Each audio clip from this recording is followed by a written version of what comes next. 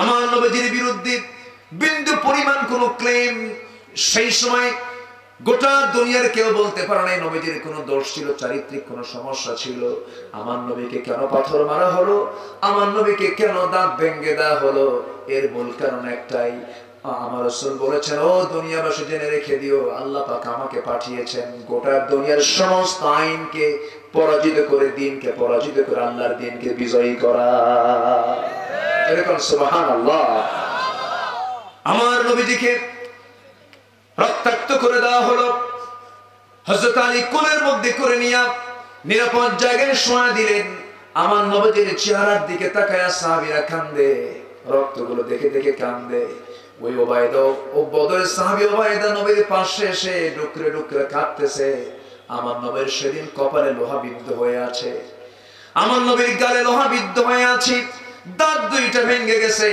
আমার নবীর এমন দৃশ্য দেখে ওবায়দা সহ্য করতে পারলেন না, কাছাকাছি এসে ওই কপালের লোহায় হাত দিলেন। হাত দিয়ে দেখেন হাড়ের মধ্যে সেই লোহাটা গেঁথে গেছে, হাড়ের মধ্যে লোহাটা ঢুকে আছে, টান দিয়ে বের হয় না। আমার নবীজির এমন মহা কষ্ট দেখি ওবায়দা মনে মনে চিন্তা করলেন, হাত দিয়ে টান দিলে নবীজির কষ্ট বেড়ে যাবে, আস্তে আস্তে টান দিলে নবীজির কষ্ট বেড়ে যাবে। এই চিন্তা করে করলেন কি, নিজের দাঁতটা লাগায় দিয়া এমন একটা জোরে টান মারলেন, এক টানে দুটা দাঁত সামনে ভেঙে গেল, রক্ত চড়তে লাগলো, মুখটা রক্তে ভরা হয়ে গেল। রাসূল বলছিল, ওবায়দা রে, আস্তে টান দিলে তোর দাঁতটা ক্ষতি হতো না, আস্তে টান দিলি না কেন? ওবায়দা বলছে, হুজুর আমার দাঁত কেন, আমার কলিজা আপনার জন্য ছিঁড়ে দিতেও আমার বিন্দু পরিমাণ কোনো কষ্ট হবে না। ইয়া রাসূলুল্লাহ, জীবনের চাইতে আমি আপনাকে বেশি ভালোবাসি। এখন তো রাসূল দুনিয়াতে বেঁচে নাই, কিন্তু সুন্নাহকে ভালোবাসার দরকার আছে না নাই? আস্তে বলবেন না, আছে না নাই? আজকে নবীজিকে নিয়ে, তার সুন্নাহকে নিয়ে যে কথা বলবে তার জিহ্বা আমরা টেনে ছিড়ব। সবাইকে রাজি আছেন? এখনো বাংলার জমিনে কিছু কুলাঙ্গার আছে না নাই? আছে না নাই? আল্লাহ নিয়ে রাসূল নিয়ে কথা বলে, আল্লাহ নিয়ে রাসূল নিয়ে কোরআন নিয়ে কথা বলে। সুযোগ আসুক, জনগণ তো চান্স পাচ্ছে না, সুযোগ খালি একবার আসুক, কাবাবার সালাত বানায়া সারবে জনগণ। দিন আসবে না? সে বাতিলদের মোকাবেলা করতে রাজি আছেন তো? হাত উঁচু করে দেখান মুসলমান।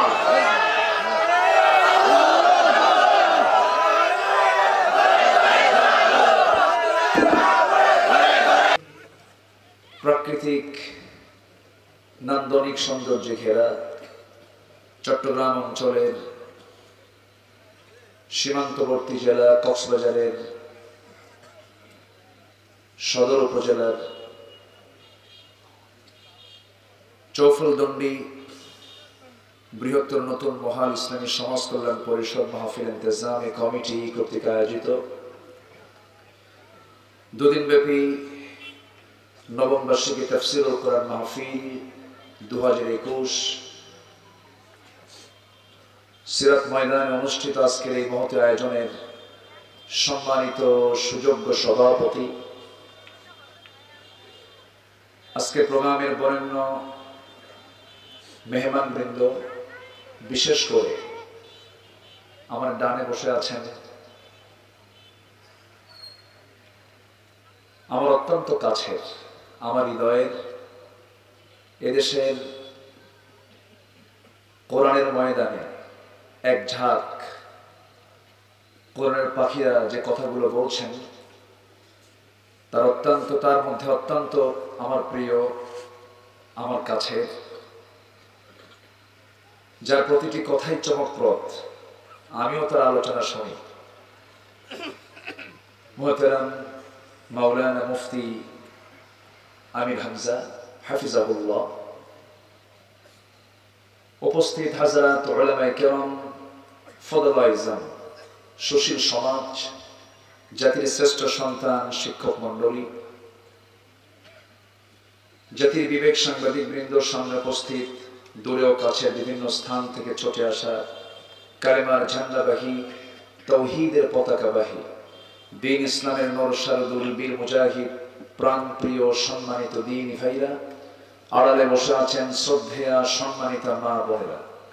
আলোচনার সূচনায় আনুষ্ঠানিকতার মধ্য দিয়ে আমার পক্ষ থেকে আবারও দিল খোলা সালাম, আসসালামু আলাইকুম ওয়া রাহমাতুল্লাহি তাআলা ওয়া বারাকাতুহু। সবাই কেমন আছেন? আমাকে প্রশ্ন করলেন তো আপনি ভালো, আমি কি খারাপ থাকবো নাকি? আল্লাহ আমাকেও ভালো রেখেছেন, বলছে আলহামদুলিল্লাহ। এই মাঠে আমি এসেছিলাম 2016 সালে।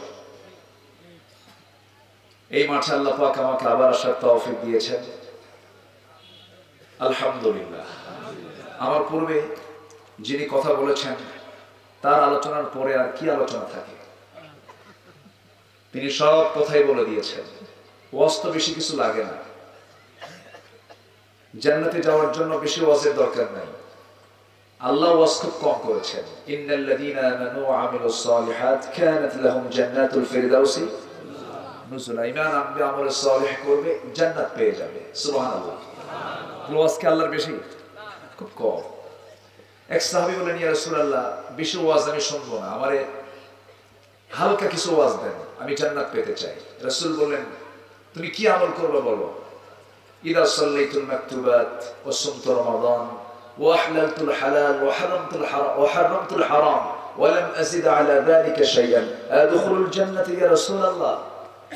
হে রাসূল, আমি 5 ওয়াক্ত নামাজ পড়ব, রমজান মাসে রোজা রাখব, হালালকে হালাল জেনে হালাল জীবন গ্রহণ করব, হারামকে হারাম জেনে হারাম জীবন বর্জন করব।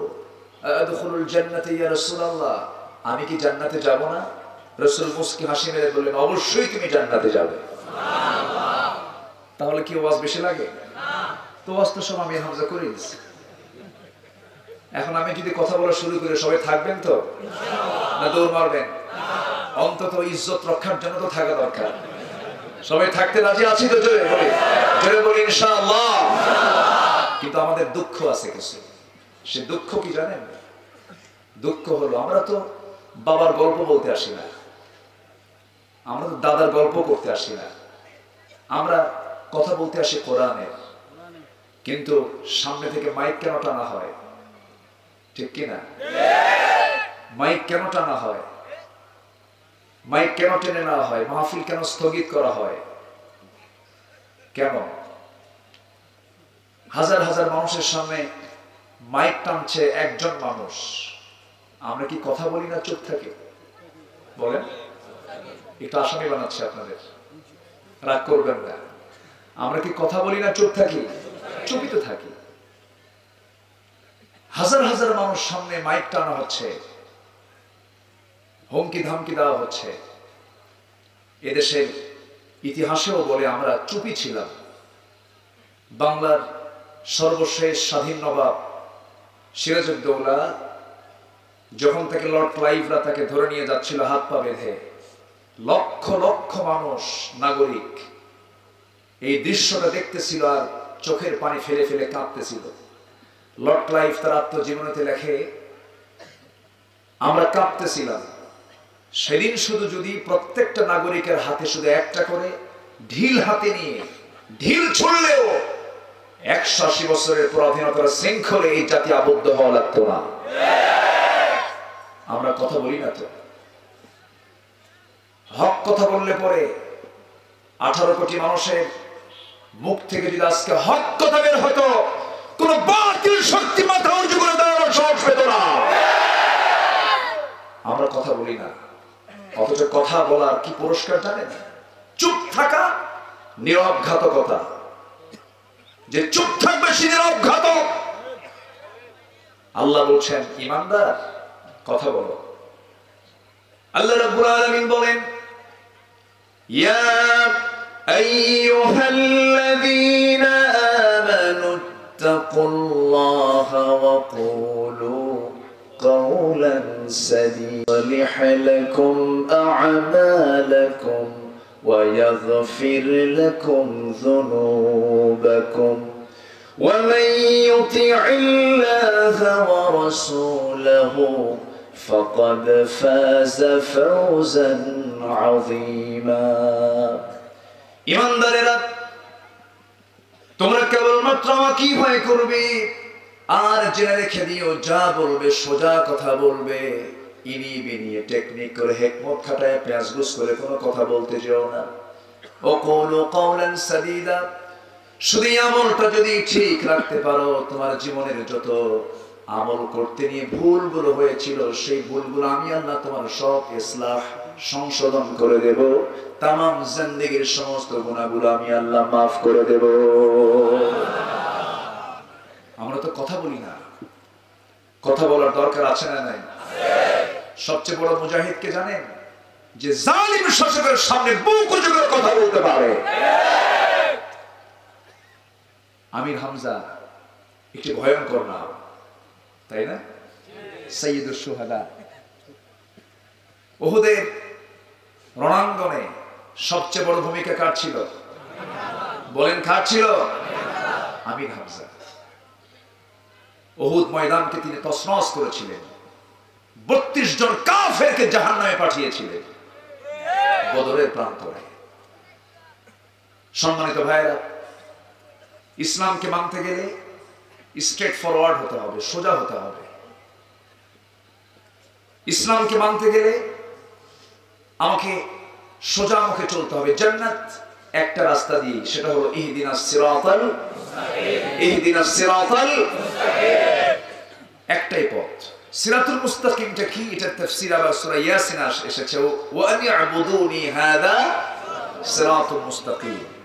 আমার ইবাদত করো, ইবাদতটাই হলো সিরাতুল মুস্তাকিম। কিন্তু ইবাদতটা আমরা অনেকে বুঝি না। আসছি ব্যাখ্যামূলক আলোচনায়। সময় কি আমাকে দেওয়া যায়? আমাকে দেওয়া যায় সময়? সম্মানিত ভাইরা, আমি সূরাতুল মায়েদা থেকে দুটো আয়াত আমি তেলাওয়াত করেছি। এই দুটো আয়াতকে সামনে রেখে আমি কিছু কথা বলতে চাচ্ছি। আল্লাহ পাক আমাকে সবার আগে আমাকেই আগে আমল করার নিয়তে বলার এবং আপনাকেও শোনার তৌফিক দান করুন। জোরে বলি আমিন। কোরআন একমাত্র কিতাব, এটা এছাড়া পৃথিবীতে যা কিতাব আছে এর সমকক্ষ কোনো কিতাব পৃথিবীতে নাই। অতএব সর্বশ্রেষ্ঠ কিতাব বলার দরকার নাই এটাকে। আমি সর্বশ্রেষ্ঠ বলবো কেন? সবগুলো কিতাবকে শ্রেষ্ঠ বলে এটাকে সর্বশ্রেষ্ঠ বলছি আমি। এই কিতাবের সঙ্গে কোনো তুলনাই চলবে না পৃথিবীর কোনো কিতাবের। পৃথিবীর সব কিতাব হলো দুনিয়ার, এই কিতাব হলো আসমানের। সর্বশ্রেষ্ঠ বলার দরকার নেই, বলবো একমাত্র কিতাব এটা। কি ঠিক কিনা?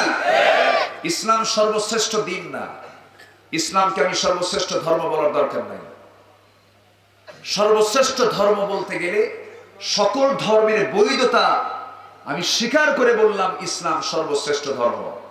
কিন্তু ইসলাম বলছে এই পৃথিবীতে, আল্লাহর বক্তব্য, আল্লাহর কথা হলো এই পৃথিবীতে কোন ধর্ম নাই ইসলাম ছাড়া। ঠিক কিনা? ইন্নাদ-দীনা, কেবলমাত্র, শুধুমাত্র, একমাত্র দিন, মতবাদ, জীবন বিধান ইনদাল্লাহিল, আরো জোরে, আরো জোরে। এখানে বিশ্বাসের অভাবেই তো মাঝে মাঝে আমাদের মধ্যে থেকে কিছু মুফতিরা ফতুয়া মারে। ফতুয়া আছে না নাই বলেন তো? কি বলে? দুর্গাপূজা আসলে কি বলে? ধর্ম যার যার। এটা হলো? বলেন তো ঠিক হলো? এই আয়াত এটা এলাও করে না। চাকরি যার যার, বেতন সবার নাকি? চাকরি যার যার, বেতন তার তার। ধর্ম যার যার, অবশ্যই উৎসব তার তার, সবার না। ঈদুল আজহা আমাকে দিয়েছেন, অমুসলিম ঈদুল আজহা দেওয়া হয়নি। ঈদুল ফিতর আল্লাহ পাক আমাকে দিয়েছেন, অন্য কাউকে ঈদুল ফিতর দেওয়া হয়নি। ইসলাম একমাত্র, শুধুমাত্র, কেবলমাত্র একটা দিন। ওয়া ইয়াবতাগি গায়রাল ইসলামি দীনান ফালান ইউকবালা মিনহু। ইসলাম ছাড়া আপনি অন্য কোন দিনকে বিশ্বাস করবেন, কোনো কিছুই গ্রহণ হবে না। কার কথা? আল্লাহ। আসতে বলবেন না, কার কথা? আল্লাহ। আল্লাহ পাক আমাকে দয়া করে এই কিতাবটা দিয়েছেন, কত নিয়ামত আমি পেয়েছি, বলি আলহামদুলিল্লাহ।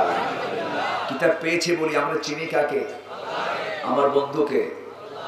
বলেন আরো জোরে, এক নম্বর বন্ধুকে। আজকে শিখে যাব যে বন্ধু আমার কে, শত্রু আমার কে। শুনতে রাজি আছেন তো? আমরা কাকে বন্ধু বানাই আর বন্ধু বানানো দরকার কাকে? আমরা কাকে শত্রু মনে করি আর কাকে বন্ধু, কাকে শত্রু না বানিয়ে বন্ধু বানানো দরকার, এটা আমরা অনেকে বুঝি না। আজকে আমরা একটা ক্লিয়ার একটা ধারণা নিয়ে আমরা যাব। জোরে বলি ইনশাআল্লাহ। আমার 1 নম্বর বন্ধুকে সন্দেহ লাগে নাকি আপনাদের? আল্লাহ কি কাছে না দূরে? কোথায়? হাজির নাজির, হাজির নাজির, ঠিক আছে। আল্লাহ তিনি দেখেন, তিনি বুঝেন, তিনি শোনেন, কিন্তু তার একটা নির্দিষ্ট অবস্থান আছে। কোথায়? আর রহমানু আলাল আরশি ইস্তাওয়া, আরশ আজিমে তিনি সমাসীন আছেন, কিন্তু তার ইলম সব জায়গায় আছে না নাই? আছে না নাই? আচ্ছা, তিনি আবার রাত 12টার পরে কোথায় আসেন বলেন? হাদিসে আছে না নাই? ফিস সামাঈদ দুনিয়া, প্রথম আসমানে আসেন। কার কাছে আসেন বলেন? কার ডাক শোনার জন্য আসেন? বান্দার ডাক শোনার জন্য আসেন। তাহলে এখান থেকে প্রমাণিত হয় আল্লাহ নির্দিষ্ট জায়গায় সমাসীন আছেন, কিন্তু তার ইলম সব জায়গায় আছে না নাই? তাহলে আল্লাহ আমাকে কি মহব্বত কম করেন না বেশি করেন? প্রথম আসমানে আসার লক্ষণ কি মহব্বত কম না বেশি? আল্লাহ এত মহব্বত করেন,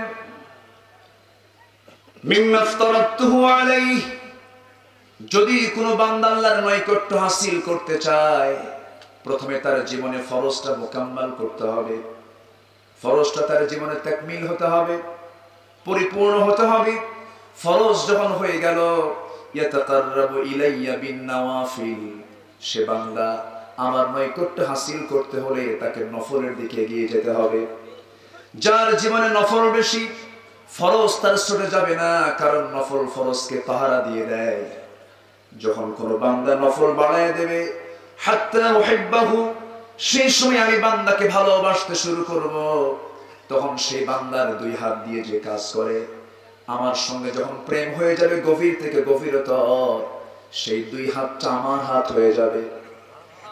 বান্দার 2 পা আমার 2 পা হয়ে যাবে, বান্দার 2 চোখ আমার 2 চোখ হয়ে যাবে। সেই সময় বান্দা আমার কাছে যা কিছু চাবে, আমি তার সমস্ত চাওয়া চাহিদা আমি আল্লাহ পূরণ করে দেব। সাহাবীরা কি পান নাই? পান নাই? পেয়েছে। সেকেন্ড খলিফা ওমর ফারুক রাদিয়াল্লাহু তাআলা আনহু, তার খেলাফত আমলে নীল দরিয়া শুকনা, পানি নাই, দরিয়ার পানি শুকনা হয়ে গেছে। জনগণ এসে বলতেছে, আমিরুল মুমিনিন, চাষ বন্ধ হয়ে গেল, জমিন খরখরা হয়ে গেল, ধুলাই বলেন জমিন কি করা যায়? আমিরুল মুমিনিন সঙ্গে সঙ্গে একটা চিঠি প্রস্তুত করে বললেন, ও জনগণ, এই চিঠিখানা নিয়ে যাও, দরিয়ার ঠিক মাঝখানে বিসমিল্লাহ বলে নিক্ষেপ করো। যখন নিক্ষেপ করা হলো, ওই নীল দরিয়ার মাঝে শুধু কাগজটা পড়া মাত্রই তার আগেই উত্তাল তরঙ্গ, চতুর্দিক থেকে সমুদ্রের উত্তাল তরঙ্গ চতুর্দিকে বইতে লাগলো। ঢেউ এসে পাড়ে গিয়ে ধাক্কা খেলো, উপচে পড়া পানি দিয়া গোটা নীল দরিয়ার আশেপাশের সমস্ত অঞ্চলগুলো ধুলাই মলিন জমিন আল্লাহ রাব্বুল আলামিন সবুজের শ্যামলে রূপান্তরিত করে দিলেন। জোরে বলি সুবহানাল্লাহ। কার দোয়া? কার দোয়া? কোন লোকের দোয়া? কার দোয়া? শাসকের দোয়া। আমি আপনি বললে দোয়া কবুল হবে না তো? আমার দোয়া এমপি হয়ে যাবে, চেয়ারম্যান হয়ে যাবে, মন্ত্রী হয়ে প্রধানমন্ত্রীর কাছে যে প্রেসিডেন্টের কাছে যাবে। কথা কি বোঝা গেল? দোয়া কেন কবুল হয় না? দোয়া কবুল না হওয়ার অনেকগুলো কারণ আছে। আমি রাসাবো আল্লাহর কাছে। হ্যাঁ, কষ্ট পাচ্ছেন নাকি আপনারা? আলোচনা চালাবো, জোরে বলি ইনশাআল্লাহ। সম্মানিত ভাইয়েরা, আমার জীবনের চরম পরম বন্ধুকে, 1 নম্বর বন্ধুকে কেন? আরেকটি কারণ, আল্লাহ রাব্বুল আলামিন বলছেন, বন্ধু আমি তোমার কেন শোনো? ইয়া আইয়ুহান নাসু উবুদু রাব্বাকুমুল্লাযী খালাকাকুম ওয়াল্লাযীনা মিন ক্বাবলিকুম লাআল্লাকুম তাত্তাকুন। মানব মণ্ডলী, আমি তোমাকে বানিয়েছি, তোমার পূর্বের যতজন তাদেরকে বানিয়েছি। আমাকে তুমি ভয় করো, আমাকে তুমি ভুলে যাও কেন? খুব কমন আয়াত, ধরেন আয়াত, আমার সঙ্গে ঠোঁট মিলিয়ে মিলিয়ে বলুন, ইয়া আইয়ুহাল ইনসানু মা গাররাকা বিরাব্বিকাল কারীম আল্লাযী خلقك فسواك فعدلك في أي صورة ما شاء ركبك জোরে বলি আল্লাহু আকবার। তুমি আমাকে কেমন করে বলো, এত সুন্দর করে টানা টানা চক্ষু দিলাম, সুন্দর দুটি ঠোঁট দিলাম, লেবেল করে দিলাম, বান্দা আমাকে বলো কেন? নারী দেখে পাগল হও কেন? নারী দেখে পাগল হওয়া পুরুষ সমাজে কম না বেশি? পাগল হওয়ার দরকার আছে না নাই? কিন্তু পাগল হব বৈধ পাগল না অবৈধ পাগল? বউ তুমি কার? হ্যাঁ, আশ্চর্য কথা। দুনিয়াতে কত মহিলা পড়ে আছে, ফানকিহু মা তাবা লাকুম মিনান নিসা মাসনা ওয়া থুলাসা ওয়া রুবা। বিয়ে করো তোমার ইচ্ছা মতো, গোটা পৃথিবীর যে কোনো জনপদে গিয়ে। যে নারী তোমার পছন্দ, শুধু মুহররমা ছাড়া, অন্যের বউ ছাড়া যে কোনো মহিলাকে বিয়ে করো। বিয়ে করার জায়গা পায় নাই, আরেক ঘরের বউ ছিনতাই করে আমি বিয়ে করছি। জানেন কিছু? ক্রিকেট অঙ্গনকে সে নাপাক করে দিয়েছে। হাসি মামলা একজন ইংল্যান্ডের মতো দেশের খেলোয়াড়, কি সাউথ আফ্রিকা, হ্যাঁ সাউথ আফ্রিকার হাসি মামলা, একটা ন্যাংটা দেশ, উলঙ্গ দেশে হাসি মামলা তার বউকে পৃথিবীর কোন পুরুষ দেখে নাই। কি আমি সাইদ আনোয়ারের সঙ্গে কথা বলেছি, পাকিস্তানি অলরাউন্ডার, দুবার আমার মক্কায় তার সঙ্গে দেখা হয়েছে। আল্লাহওয়ালা বুজুর্গ মানুষ। আপনি পাকিস্তানি ক্রিকেট টিমকে দেখেন, আজান হওয়া মাত্রই তার নামাজে দাঁড়ায়। সম্মানিত ভাইয়েরা, যে অপরাধটা করেছে, কোরআনের বিধান তো আছেই, এটা নয় একটু কিছুক্ষণের জন্য আমরা রেখেই দিলাম। আমরা তো এই দেশে কোরআনের বিধান কার্যকর করতে পারছি? দেশের প্রচলিত আইন আছে না নাই? আসতে বলবেন না, আছে না নাই? দেশের প্রচলিত আইনে আর্টিকেল 494 and 495, 495 যে ধারা, এই ধারায় নাসিরকে ধরে আদালত 7 বছরের জেল দিতে বাধ্য। কেন? স্বর্ণের বউ কি ভাগায় নিয়ে আসছে, ছিনতাই করে নিয়ে এসেছে। এখন আগের স্বামী কয়, তো আমি তো ওর তালাকি দেই নাই, আমি ওকে ছেড়েই দেই নাই। সম্মানিত ভাইয়েরা, এগুলো কেন হচ্ছে জানেন? আজকে যদি একটার বিচার না হয়, যুবকরা আরো সাহস পেয়ে যাবে। আজকে প্রতিবাদ করবেন না, আপনার বউ আরেকজন ভাগায় নিয়ে যাবে। শাস্তির দরকার আছে না নাই? আছে। কষ্ট পাচ্ছেন? এগুলো কথা কি বলার দরকার আছে? বিয়ে করা কি? বাপরে বাপ, সব তো মুফতি, খালি কি আমি হামজা মুফতি নাকি? গোটা দেশের সবাই মুফতি। এখন ফতুয়া দিতে তো আর কোনো ইলম কালাম লাগে না, বুঝেন না? সবাই মুফতি। এদেশে সন্ত্রাসী চলে কয়েক রকম, একটা রাষ্ট্রীয় সন্ত্রাসী আছে না নাই? নিচে বসে গেল। আচ্ছা, একটা হলো রাষ্ট্রীয় সন্ত্রাসী, তারপরে হলো সামাজিক কিছু সন্ত্রাসী, আরেকটা হলো ফতুয়া সন্ত্রাসী। ফতুয়া সন্ত্রাস আছে না নাই? ঈদের নামাজ বছরে 2 দিন হয়, কয়দিন? তকবীর হবে কয়টা? 6টা না 12টা? এটা নিয়ে 12টার তকবীরের পক্ষের লোক বলে 6 তকবীরে নামাজ পড়া বেদাত। যারা 6 তকবীর পড়ছে তারা কি শুনবে? এটা বলেন তো, শুনবে না। বেদাত মানে কি? হবেই না। এই জাতীয় প্রান্তিক কথা আপনাকে কে বলতে বলেছে? ভ্রাতৃত্বের বন্ধনের মতো এত বড় একটা শক্তিকে আপনাকে ভাঙতে কে বলেছে? উদার চিত্তে সামনে গিয়ে আসুন, উদার চিত্তে ভ্রাতৃত্বের বন্ধন তৈরি করে সকল নীতি বর্জন করে কোরআনের নীতি জমিনে কার্যকর করার জন্য প্রাণান্তকর চেষ্টা চালান। এটাই হলো আমাদের 1 নম্বর কাজ, ঠিক কিনা? সম্মানিত ভাইরা, ফতুয়া, একজন ডাক্তার সব বিষয়ের ডাক্তার হতে পারে না। যিনি ব্রেন তিনি ব্রেনের ফাংশনে থাকেন, যিনি হার্টের ফাংশনে থাকেন, যিনি লাংসের ফাংশনে থাকেন, যিনি স্কিনের ফাংশনে থাকেন। কিন্তু ফতুয়া দেওয়ার ক্ষেত্রে সবাইকে ফতুয়া দেবে? সবাইকে ফতুয়া দেবে? কিন্তু আমার দেশে সবাই ফতুয়া মারে, আছে না নাই? আমি ফতুয়ার দিকে বেশি যাই না। কেন যাই না জানেন? সবচেয়ে বড় কাজ হলো এই জমিন যার হুকুম চলতে হবে তার, এই কাজে আমরা আগাবো। জোরে বলি ইনশাআল্লাহ, আর জোরে বলি ইনশাআল্লাহ। তাহলে বিয়ে করা কি দেখেন ফরজ থেকে সুন্নতে আসছে, কিছুক্ষণ পর হবে মুবাহ, আবার কিছুক্ষণ পর হবে হারাম, নাকি? বিয়ে করার প্রয়োজন আছে, আছে না নাই বলেন তো? বিয়ের কথা কে বলে দিয়েছেন? বলেন, বিয়ের কথা কে বলে দিয়েছেন? বিয়ে তো করতেই হবে। আল্লাহ রাব্বুল আলামিন বিয়েকে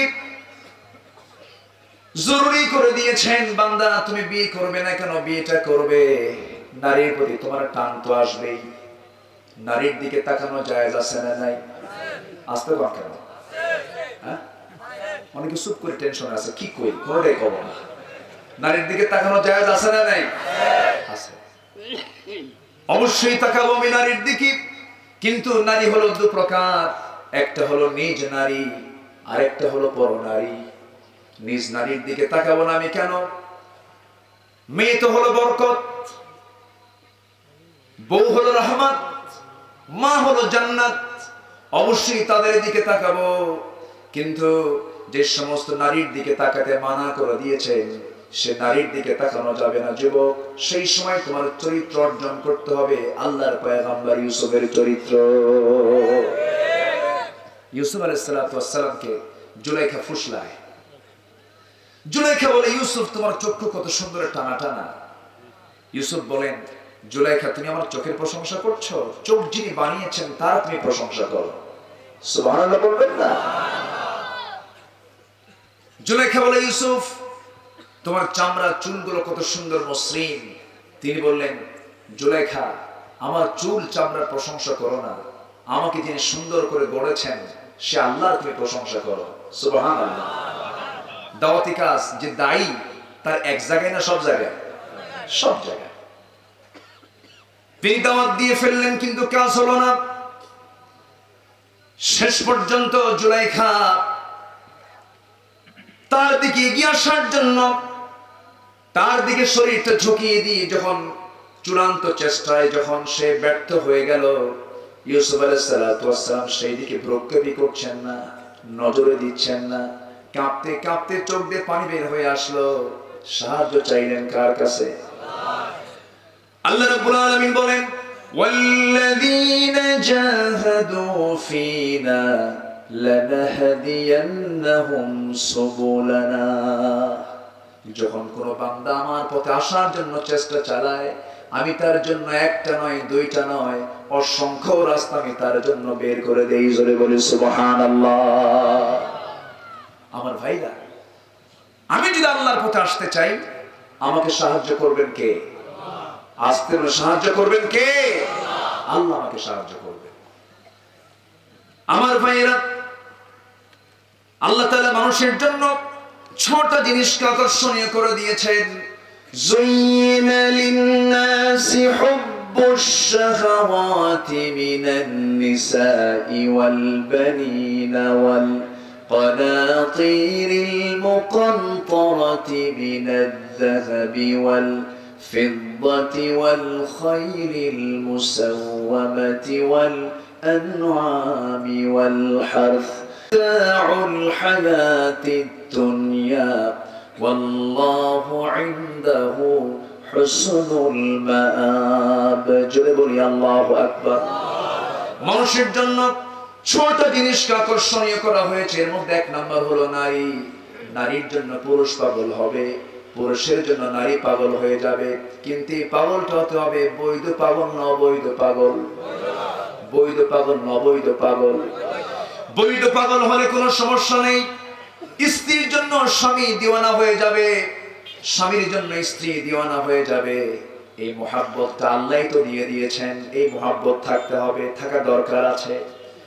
কিন্তু পৃথিবীর যত মহাব্বত গুণ আছে সমস্ত মহব্বতের মাঝে এক নাম্বার মহব্বত বরাদ্দ করব আমরা কার জন্য? আসতে বলবেন না কার জন্য? আমার বন্ধু মোটে হবে তিনজন। কয়জন হবে বলেন? এক নাম্বার কে? জোরে বলেন, এক নাম্বার কে? পাঁচজনকে বন্ধু বানাবো না। কয়জনকে? পাঁচজনকে বন্ধু বানানো যাবে না। পাঁচজন আমার জীবনে কোনোদিন বন্ধু হবে না। এটা একটা লিস্ট আমি আজকে একটা একটা করে বলার চেষ্টা করব। জোরে বলি ইনশাআল্লাহ। এক নাম্বার বন্ধু হবেন আমার আল্লাহ। আমার আল্লাহ এই জন্য হবেন কারণ তিনি তো আমার একমাত্র আপনজন, তিনি আমার একমাত্র সবচেয়ে কাছের। কারণ এই সংক্ষিপ্ত জীবন পাড়ি দিয়ে যখন দুনিয়া থেকে বিদায় নেব, বিদায় নেওয়ার পর থেকে শুরু করে নিয়া আমার আপনার জীবনের একমাত্র ফয়সালা কার হাতে? আসতে বলবেন না কার হাতে? এই দুনিয়াতে না হয় ভাই পেলাম, এই দুনিয়াতে না হয় বোন পেলাম, এই দুনিয়াতে না হয় নেতৃবৃন্দ পেলাম, এই দুনিয়াতে কিছু লোকজন পেলাম, কিন্তু আমি যখন মারা যাব, মারা যাওয়ার সঙ্গে সঙ্গেই আমার আর কেউ নাই। কে ছাড়া? আসতে বলবেন না কে ছাড়া? আর যদি আমরা গভীর ভাবে তাকিয়ে দেখি, এই দুনিয়াতেও কেউ নাই আমার আল্লাহ ছাড়া। এই দুনিয়াতেও কেউ নাই। খলিকের মায়া, খলিকের মোহাব্বত, খলিকের ভালোবাসা সব একদিন মাইনাস হয়ে যাবে। এই জন্য আল্লাহ রাব্বুল আলামিন বলছেন, ওয়ামাল হায়াতুদ দুনিয়া ইল্লা মাতাউল গুরুর। মায়া মরিচিকা সব ছেড়ে একদিন চলে যাব। এই দুনিয়ার কোনো কিছুই থাকবে না। যুবক প্রেম করবে কার সাথে? আসতে বলবেন না কার সাথে? আল্লাহর সাথে প্রেম করতে হবে। আজান যখন হবে তখন কোথায়? জোরে বলুন কোথায়? মসজিদে। যদি আজান শোনার পরে মসজিদে যদি মন যেতে না চায়, ভাবতে হবে আমার মধ্যে মুনাফিকি ঢুকে গেছে। কি ঢুকে গেছে? মুনাফিকি। আজান শোনার পরে যদি নামাজের জন্য স্থিরতা পোষণ না হয়, নামাজের জন্য ছোটাছুটি মন না করে, তখন ভাবতে হবে আমার ইমানের গাফলতি চলে এসেছে, ইমানের দুর্বলতা চলে এসেছে। কারণ قد أفلح المؤمنون الذين هم في صلاتهم خاشعون। জোরে বলি আল্লাহু আকবার। ওই সমস্ত মুমিনদের জন্য সফলতা যারা নামাজ আযান শোনার সঙ্গে সঙ্গে যারা নামাজে দাঁড়িয়ে যায়, খুশুখুশুর সঙ্গে যারা নামাজটা পড়ে। কারণ বান্দার জীবনের শ্রেষ্ঠ ইবাদত হলো নামাজ। আর আল্লাহর নৈকট্য হাসিলের জন্য এক নাম্বার শর্ত হলো, বান্দা তুমি নামাজে দাঁড়াও। নামাজ মানে কার সঙ্গে কথা বলা? আসতে বলবেন না কার সঙ্গে কথা বলা? আমরা দৈনন্দিন কথা বলবো কয়বার? আসতে বলবেন না কয়বার? এই 5 বারে কথা বলবেন কি আমার সাথে? আল্লাহ আমার সঙ্গে কথা বলবেন। আল্লাহর সঙ্গে তাআল্লুক বাড়াতে হবে। আমার ভাইয়েরা, যদি কোনো বান্দা আযান শোনার সঙ্গে সঙ্গে ওযু বানায় নেয়, 2 হাত যখন ধৌত করে হাতের সগীরা গুনাহগুলো মাফ হয়ে যায়। মুখমণ্ডল যখন ধৌত করে মুখের সগীরা গুনাহগুলো মাফ হয়ে যায়। হাত যখন ধৌত করে হাতের সগীরা গুনাহগুলো মাফ হয়ে যায়। মাথা যখন মাসে করে মাথার সগীরা গুনাহগুলো মাফ হয়ে যায়। 2 পা যখন ধৌত করে 2 পায়ের সগীরা গুনাহগুলো মাফ হয়ে যায়। বান্দা যখন কদম ফেলতে ফেলতে মসজিদের দিকে রওনা দিয়ে দেয়, প্রত্যেকটা কদমে কদমে 10টা করে নেকি লেখা শুরু হয়ে যায়। বান্দা যখন নামাজে দাঁড়ায়, আল্লাহ বান্দার সামনে দাঁড়ায় যায়। নামাজে মজা পেতে হবে, নামাজে তৃপ্তি পেতে হবে, নামাজে আনন্দ পেতে হবে। আমার নবীজির এমন কিছু কিছু রাত চলে গেছে, গোটা রাত তিনি নামাজ পড়েছেন মাত্র 2 রাকাত। কি লম্বা লম্বা রুকু, কি লম্বা লম্বা সেজদা। সামনের দিনগুলো আসতেছে। এই যে রজব পড়লো, শাবান পড়বে, এরপরে কি? এরপরে কি? সওয়াব কামাইয়ের মৌসুম আসতেছে সামনে। ফেব্রুয়ারি মাসটা পার হয়ে গেল। 1 থেকে 14 তারিখ পর্যন্ত ভালোবাসা, আর 14 এর পর থেকে 28 তারিখ পর্যন্ত মাতৃভাষা। ঠিক কি না? এটা দিয়ে তো ফেব্রুয়ারি পার হলো আমাদের। ফেসবুক খুললি ভালোবাসা, আর টেলিভিশন খুললি মাতৃভাষা। একটাবার শুনতে পেলাম না আল্লাহুম্মা বাল্লিগনা, আল্লাহুম্মা বারিক লানা ফি রজব ওয়া শাবান ওয়া বাল্লিগনা রমাদান। আল্লাহ তাআলা রজবের বরকত, শাবানের বরকত দাও, রমজান পর্যন্ত হায়াত বাড়ায় দাও। এই কথা কেউ বলে না, শুধু বলে ভালোবাসা, মাতৃভাষা। কি সন্তান বানালাম, নির্দিষ্ট দিন চলে এলো, খালি পায়ে ফুল হাতে সকালবেলা ভোরবেলা হেঁটে হেঁটে কোথায় গিয়ে ফুল দিলে তোমার ঈমান হারা হয়ে গেল, ঠিক কিনা? কথা কি বলবো? কথা কি বলার দরকার আছে? সম্মানিত ভাইয়েরা, আজকে আমাদের ঈমানকে ছিনতাই করার জন্য নানা মহড়া চতুর্দিকে দেওয়া হচ্ছে। আমরা নিঃসন্দেহে ভাষা শহীদদের সম্মান জানাই। ভাষার জন্য যারা জীবন দিয়েছেন তারা জাতির শ্রেষ্ঠ সন্তান। ইমানি হালাত নিয়ে যারা দুনিয়া থেকে বিদায় নিয়েছেন, আমরা তাদের রুহের মাগফিরাত কামনা করি। আল্লাহ তুমি তাদেরকে মাফ করে দাও। কিন্তু এর মানে তো এই না ফুল নিয়ে নির্দিষ্ট জায়গায় গিয়ে তাদের স্মৃতিচারণ করতে হবে। ফুল দেওয়া যদি জায়েজই হতো, গোটা পৃথিবীর সমস্ত ফুল গিয়ে জমা হতো আমার নবীর কবরে। কোন ফুল কি সেখানে আছে? আমি আমার জীবন অসংখ্যবার আমার নবীর মাকবারা জিয়ারা করেছি, আমার নবীর কবর জিয়ারা করেছি। আমার নবীর কবরকে মাজার কয় না কেউ। আমার এই দেশে তো একটু বিশেষ লোক মারা গেলে কি হয়? মাজার। মাজার শুধু না, মাজার শরীফ। মাজার শরীফ, বাস নাম হয়ে গেল। আর মাজারের নাম শুনলেই সেখানে একটা শিরকের গন্ধ আছে না তাই?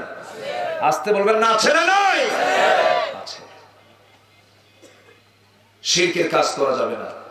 লোকমান এই পৃথিবীতে আদর্শ পিতার নাম। আল্লাহ পাক আদর্শ পিতার নামটাকে কোরআনে অলংকৃত করেছেন। তার নামটা, লোকটা কালো। লোকটা কি?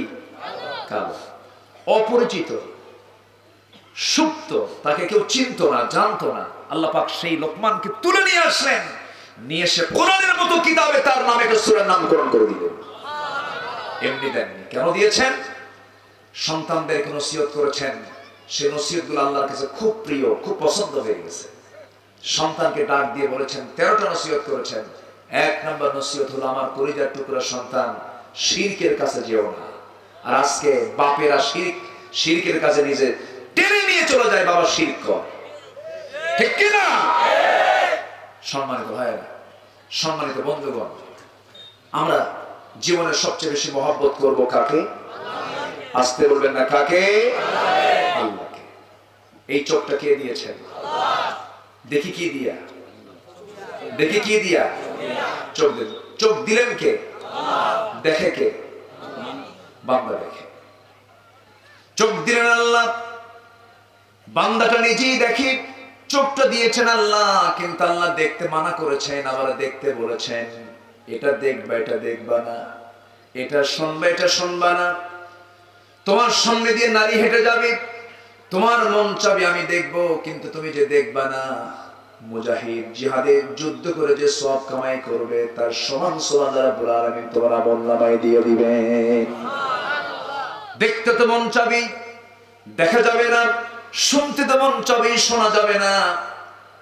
কামনা বাসনা আসবে, কিন্তু সব কামনা বাসনা করা যাবে না। আল্লাহ রাব্বুল আলামিন বলছেন, বান্দা শোনো, ওয়া আম্মা মান খাফা মাকাম রাব্বিহি ওয়া নাহান নাফসা আনিল হাওয়া ফাইন্নাল জান্নাতা হিয়াল মাওয়া। যে বান্দা দিলের মধ্যে আল্লাহর ভয়টা জাগ্রত হয়ে যাবে, তার ঠিকানা দুনিয়ার কোনো ঠিকানা হবে না। আল্লাহর মহব্বত যার দিলে গেঁথে যাবে, তার ঠিকানা হয়ে যাবে জান্নাতের মাওয়া। জোরে কোন সুবহানাল্লাহ। ও বান্দা, তোর যদি চোখ আমি না দিতাম, নারীর দিকে তুই তাকাতে কেমনে? আমি তোর চোখ না দিতাম, তুই আমার সৃষ্টিগুলো দেখতে কেমনে? এই চক্ষু আমি তোকে দিয়েছি, কয়েকটা কাজ করবি বান্দা এই চক্ষু দিয়া। আমার নয়না ফিরাম দৃশ্যগুলো দেখবি, সমুদ্রের দিকে তাকাবি, আকাশের দিকে তাকাবি। আফালা ইয়ানজুরুনা ইলাল ইবিলি কাইফা খুলিকাত। আকাশের দিকে তাকাবা, উটের দিকে তাকাবা, আমার প্রাণীর দিকে তাকাবা, নজর দিবা, আমার জিকির করবে বান্দা। অবশ্যই তুমি তাকাবে, কিন্তু তাকানোর ক্ষেত্রে কিছু নীতিমালা দিয়েছেন কে? আসতে বলে নীতিমালা দিয়েছেন কে? হারাম কিছু দেখা যাবে, অবৈধ কিছু দেখা যাবে, দেখা যাবে না। আজকে চোখের গুনাহ আছে না নাই বলেন? চোখের গুনাহ হওয়ার জন্য কি দূরে যাওয়া লাগে না, ঘরেই থাকা যায়? এই যে মোবাইল আছে না নাই, ঘরে বসেই আপনি মহা গুনাহগার হয়ে যাবেন, চোখের বড় বড় গুনাহ হয়ে যাবে। এই ফিতনার দুনিয়াতে ঈমান টিকে রাখার জন্য আমাকে আপনাকে চোখটাকে নিয়ন্ত্রণ করতে হবে, কানকে নিয়ন্ত্রণ করতে হবে। এই চোখ আল্লাহ রাব্বুল আলামিন কত সুন্দর করে যত্ন করে বানিয়ে দিয়েছেন। চোখের মধ্যে পানি আছে না নাই? আছে না? সেই পানি কে রেখে দিয়েছেন? এই দুই চোখের পেছনে মেশিন আছে কর্নিয়াকে ভালো করে রাখার জন্য। এই চোখের জ্যোতিটাকে ঠিক রাখার জন্য পিছনে মেশিন আছে। আল্লাহ রাব্বুল আলামিন আমার এমন রব, আল্লাহ বলছেন বান্দারে তুই যে আমাকে বন্ধু মনে করিস না বান্দা, কেন? এই যে চোখটা তোর মার পেট থেকে তুই নিয়ে আসলি, ওই যে মার পেট থেকে তোকে আমি বের করলাম, মৃত্যু পর্যন্ত এই দুই চক্ষুটা নিয়ে তুই দুনিয়াতে চলবি বান্দার। কোন চোখ তোর কপালে নাই, আমি আর রাখবো না এই দুনিয়াতে চোখ, আর তুই পাবি না। এই যে আমি তোকে চোখটা দিয়ে দিলাম বান্দা, এই চোখটাকে ঠিক রাখার জন্য আবার মেশিনও দিয়েছি, পানিও রেখে দিয়েছি।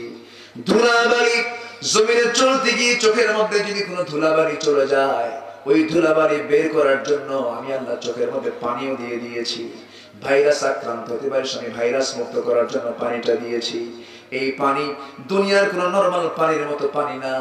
ওই পানির মধ্যে কিছু আছে তেল, কিছু আছে শ্লেষ্মা, কিছু আছে ইলেকট্রোলাইটের জটিল মিশ্রণ। এত সুন্দর পানির প্রসেসিং পাওয়ার আল্লাহ রাব্বুল আলামিন দিয়েছেন। বান্দা মৃত্যু পর্যন্ত এই মেশিন দিয়া তোর চোখটাকে আমি আল্লাহ ঠিক রেখে দেব। জোরে বলি সুবহানাল্লাহ। বান্দা তোর চোখের মধ্যে এই পানিটা দিয়েছি, তোর মধ্যে যখন দুঃখ কাজ করবে সেই সময় তুই কাঁদবি, কাঁদলে পরেও তোর চক্ষুটা ভালো থাকবে। তবে এই কান্দার জন্য 1 নাম্বার বরাদ্দ করবি বান্দা, তোর চোখের পানি 1 ফোঁটা আমার জন্য একটু ফেলবি রে বান্দা। আমার প্রেমে একটু পড়ে সিজদায় পড়ে আমার জন্য কাঁদবি, আমার ভয়ে কাঁদবি, জান্নাত লাভের জন্য কাঁদবি। তুই কি জানিস বান্দা, তোর যে চোখে আমি আল্লাহ পানি দিয়েছি, সেই চোখের পানি থেকে যদি 1 ফোঁটা পানি যদি আমার মহব্বত ফেলতে পারিস, তুই কি জানিস ওই 1 ফোঁটা চোখের পানি 7টা জাহান্নামের আগুনকে নিভায় দিতে পারে। একটু আস্তে বলি সুবহানাল্লাহ, আরো জোরে বলি সুবহানাল্লাহ। আমরা কাঁদবো কার জন্য?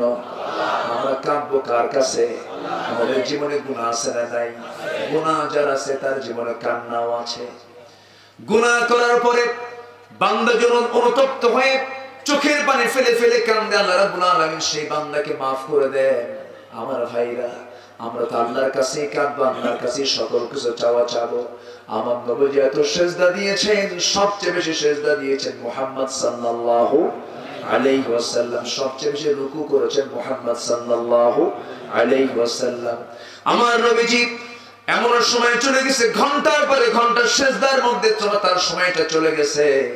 একদিন সেজদার মধ্যে থেকে রাসূল উঠতেছেন না, আম্মা জান আয়েশা পাশে বসা, নবীজি ওঠেন না, নড়াচড়াও করেন না। আম্মা জান আয়েশা ভীত সন্ত্রস্ত হয়ে গেলেন, মনে মনে ভাবলেন রাসূল কি মারা গেলেন নাকি, নড়াচড়া নাই কেন? চিমটি কাটলেন, চিমটি কাটার সঙ্গে সঙ্গে আমার নবীজি নড়ে উঠলেন। সালামটা ফেরার পরে বলছেন, আয়েশা তুমি এমন করলে কেন? আয়েশা বলছেন, ইয়া রাসূলুল্লাহ আপনি এত অস্থির হয়ে যান কেন? এত কেঁদে কেঁদে আপনি যায় নামাজ ভিজে ফেলেন কেন? আপনার তো জীবনের আগের পরের সকল কিছুই মাফ করে দেওয়া হয়েছে, আপনার তো এত কান্নাকাটি করার দরকার নাই। রাসূল বলে ফেলেন, আয়েশা রে শোনো, লাইয়ানজু আহাদুম মিনকুম, তোমাদের কেউ নাজাত পাবে না কিয়ামতের দিন। আল্লাহ যদি আমাকে পাকড়াও করে ফেলেন আয়েশা, আমারও বিন্দু পরিমাণ পার পাওয়ার কোনো সুযোগ নাই। এত জটিল একটা দিন সবার সামনে আছে, সেই জটিল দিনের মহাজনকে আসতে বল, সেই জটিল মহাদিনের মহাজনকে, সেই জটিল দিনের বিচারপতিকে, বিচার করবেন কে? আল্লাহ বলবেন, ও দুনিয়ার বান্দারা, ও আমার বান্দারা, ও দুনিয়াবাসী, এই দুনিয়ার মালিক আমি, তোমরা হলে অধিবাসী, তোমাদেরকে নির্দিষ্ট একটা টাইম দিয়েছি বান্দা, আমাকে দূরে ঠেলে দিও না। তুই আমাকে স্মরণ করবি, আমি তোকে স্মরণ করব। তুই আমার কাছে মাফ চাবি, আমি তোকে মাফ করে দেব। কার কথা? আসতে বলবেন না, কার কথা? আল্লাহর কথা। আল্লাহকে ভালোবাসার এক নাম্বার মাধ্যম হলো 5 ওয়াক্ত নামাজ। নামাজ কেউ ছেড়ে দেব না, আস্তে ছেড়ে দেব না। কয় ওয়াক্ত নামাজ? নামাজ পড়তে 24 ঘন্টা লাগে নাকি? নামাজ পড়তে তো 24 ঘন্টা লাগে না।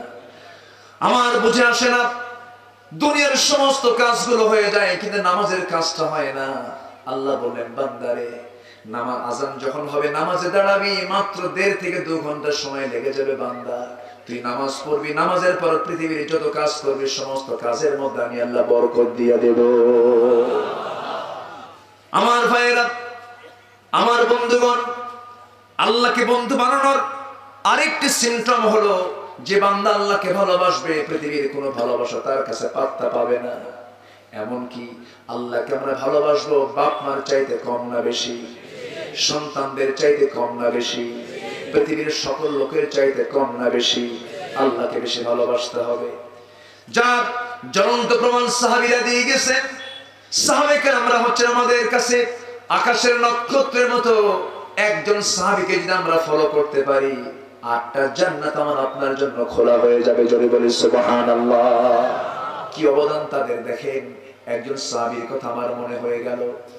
একজন সাহাবী বদর প্রান্তরে নবীজির নেতৃত্ব গ্রহণ করে নিয়ে যুদ্ধের ময়দানে 313 জনের মধ্যে তিনি একজন সাহাবী ছিলেন। নবীজির নেতৃত্ব গ্রহণ করে বদরে হাজির হয়ে গেছেন।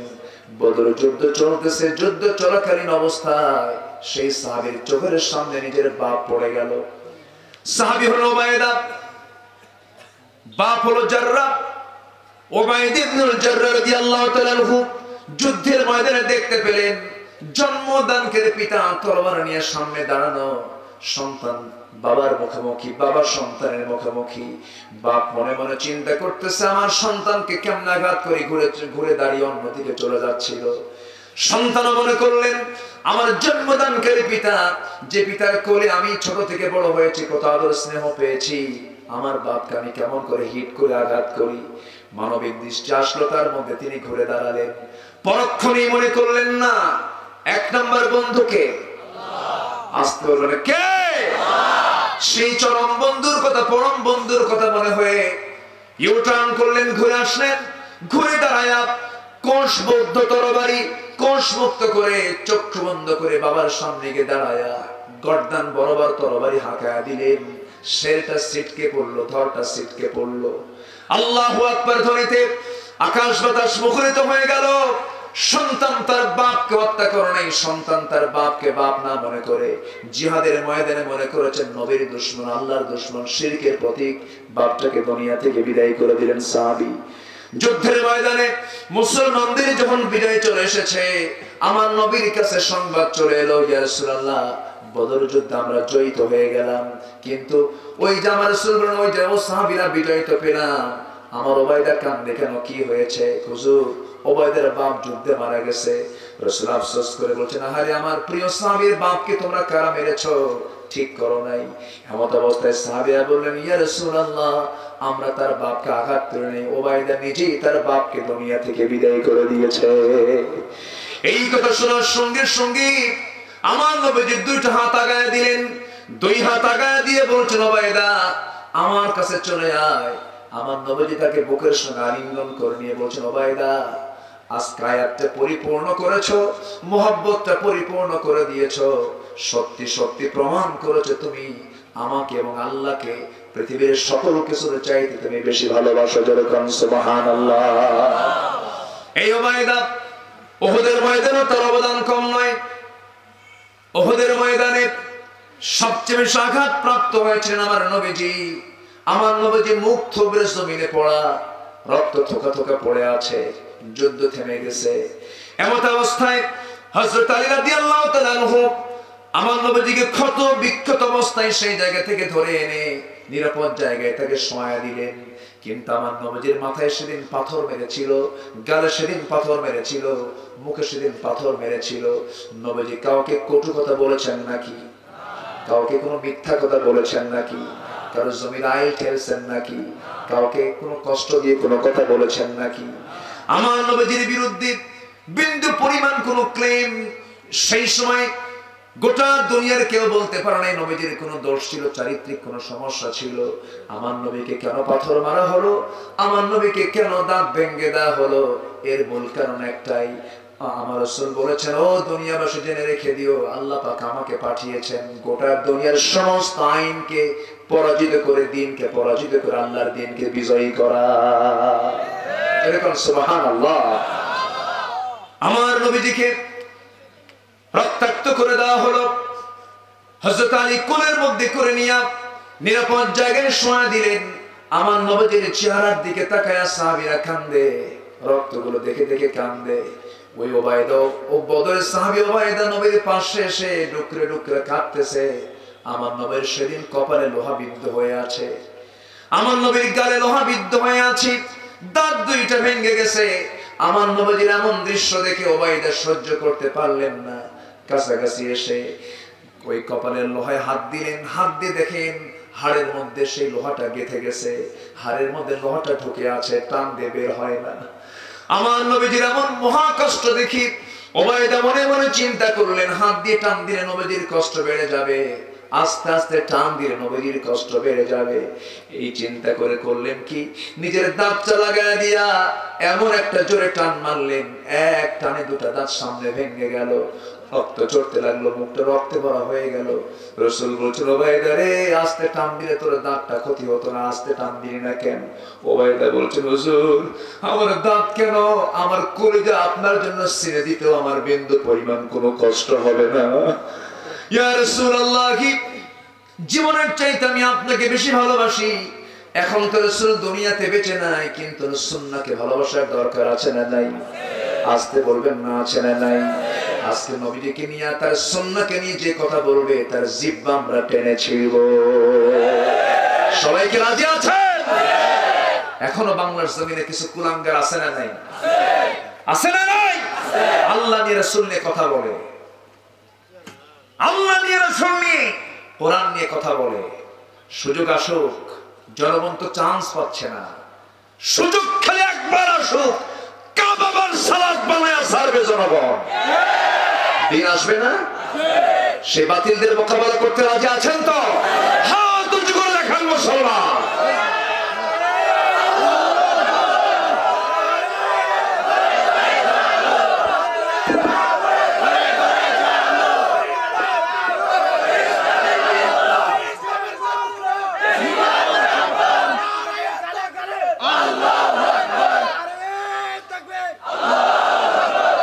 আল্লাহ সবাইকে কবুল করুন, জোরে বলি আমিন, আরো জোরে আমিন। আমার বন্ধু কয়জন? আমার বন্ধু মোট কয়জন? ওঠে কেন? এই যে ওঠে কেন? হ্যাঁ, ধরেন তো, কে যাচ্ছে? কষ্ট পাচ্ছেন নাকি আপনারা? আমি একটু মজা করে বললাম, কেন? এটা মহব্বত আছে, এটা যাবেন না কেউ, আমরা থাকবো। জোরে বলি ইনশাআল্লাহ, আরো জোরে বলি ইনশাআল্লাহ। এখানে থাকলে গুনাহ হবে না সওয়াব হবে? যাবো কেন? আমরা একটু থাকি, যে দেই না, কত জীবনের কত টাইম চলে যায়। এক ক্রিকেট খেলা দেখতে দেখতে ফজর হয়ে যায়, আছে না নাই? ছোট্ট একটা বল আর 3টা স্ট্যাম্প, কি যে স্যাক্রিফাইসে সারা দিন যায়। 50 ওভারের খেলা, নামাজ গেল, ঘুম গেল, আছে না নাই? মাহফিলে বসলেই সাফ, 1 নাম্বার, নিম্ন সাফ, ঊর্ধ্ব সাফ, কত সাফ যে আসে আল্লাহ জানে। আমি কি মনোযোগ করে দেবো নাকি? কেউ উঠবেন না। শেষ ক্লাস নেওয়া একটু কঠিন, রাতের ক্লাস খুব কঠিন। মাহফিলের মূল সময় হলো 8টা থেকে 10টা। তো যাক, আপনারা বোনাস পেয়েছেন আজকে, তাই না? বলি আলহামদুলিল্লাহ। আমি খুবই খুশি যে আজকে এসেছিল। অনেক মাহফিল তার ক্লোজ করে দেওয়া হচ্ছে, উচিত না এটা। কেউ কারো বাবার কথা বলে, জাতির জন্য কথা বলে, কোরআনের জন্য কথা বলে। আল্লাহ তুমি আমাদের অন্তরকে সংকীর্ণ না করে উদার করে দাও, জোরে বলি আমিন। বন্ধু হবে না 5 জন, বন্ধু হবে না কয়জন? 5 জন। বন্ধু হবে না কয়জন? আর বন্ধু হবে কয়জন?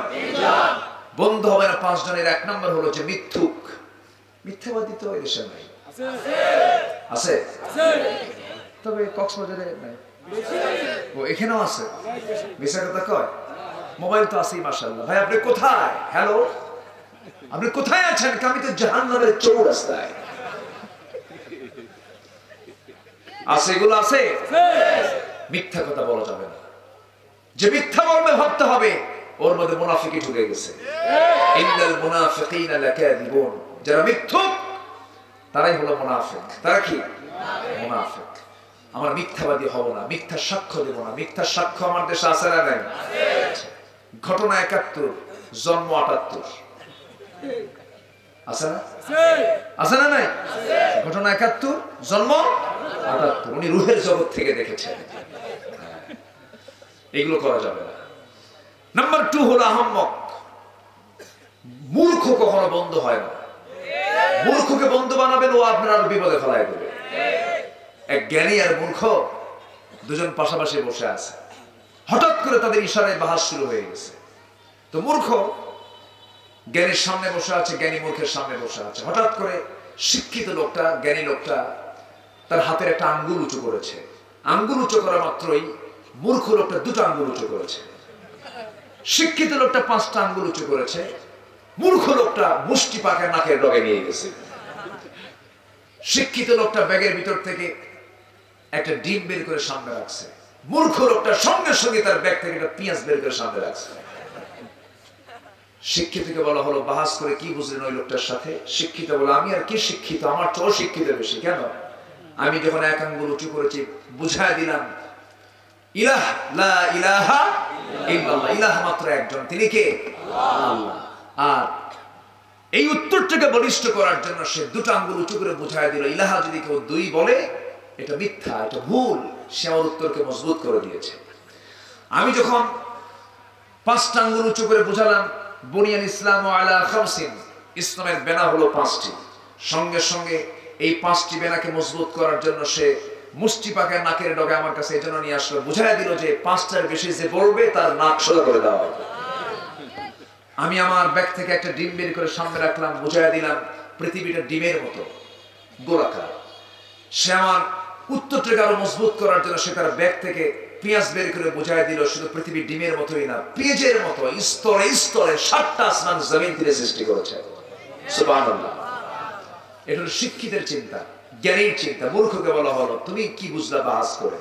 মূর্খ বলে, সে যখন আমার সামনে একটা আঙ্গুল উঁচু করেছে ভেবেছে সে আমার 1 চোখ কানা করে দেবে। বোঝেন নাই? তো ভাবলাম তুই আমার 1 চোখ কানা করবি, তাও তো 1.5 ব্যাটারি নিয়ে থাকবো, আমি তো 2 চোখই কানা করবো। 2 আঙ্গুল দেখেছে। সে যখন আমার সামনে 5 আঙ্গুল তুলেছে ভাবছি সে আমাকে থাপড়াবে, চড়াঘাত করবে, থাপ্পড় মারবে।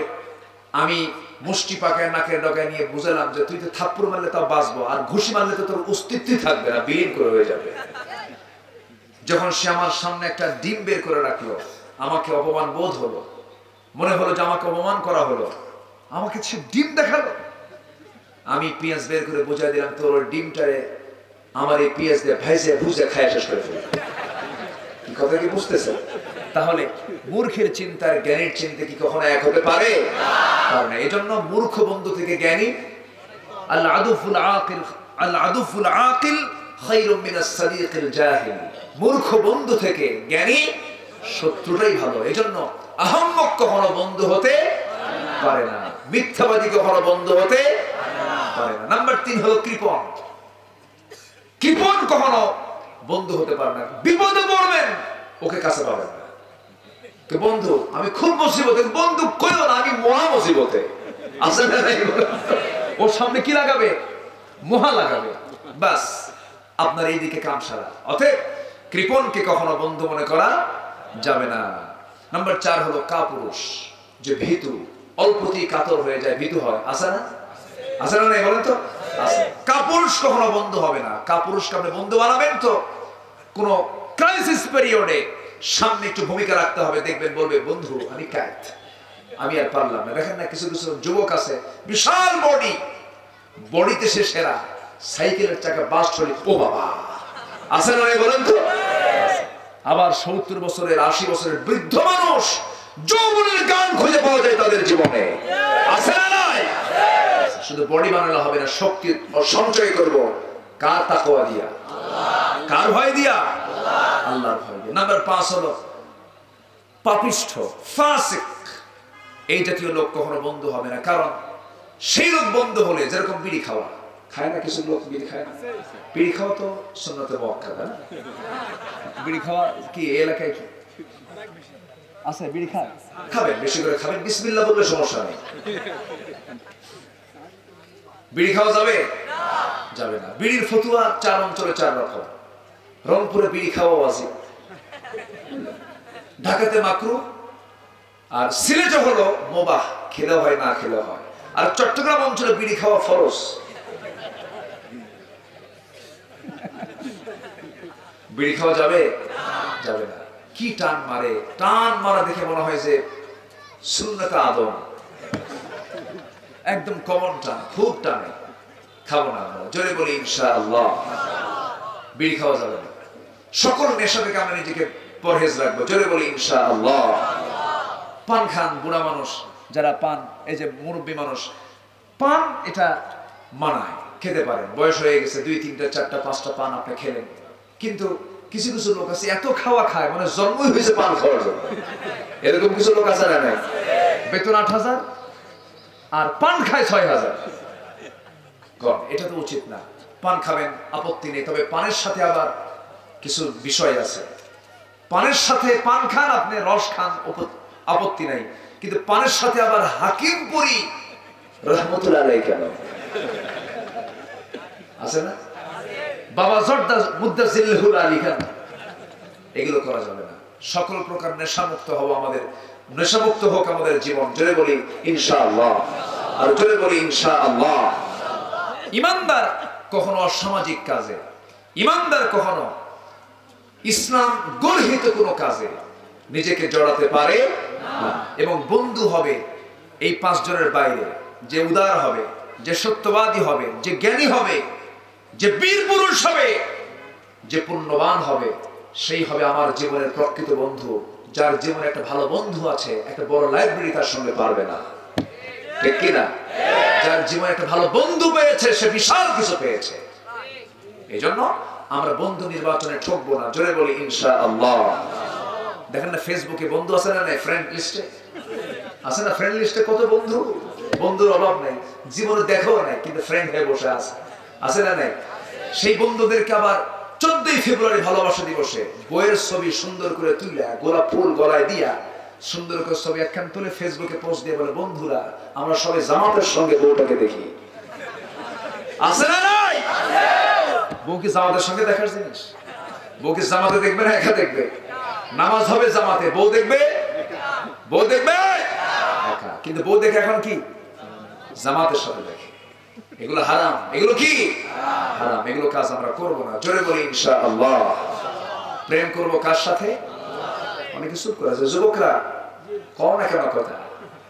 প্রেম করতে হবে কার সাথে? আল্লাহর সঙ্গে প্রেম করতে হবে। তোমার প্রেমিকা তোমার থুয়ে যেতেও পারে, এক প্রেমিকা 8টার সাথে লাগায়, এরকম আছে না নাই? এত নোংরামি আজকে সমাজে চলছে। এক মেয়ে 10টা পুরুষের সঙ্গে কথা বলে, আছে না? আছে না নাই?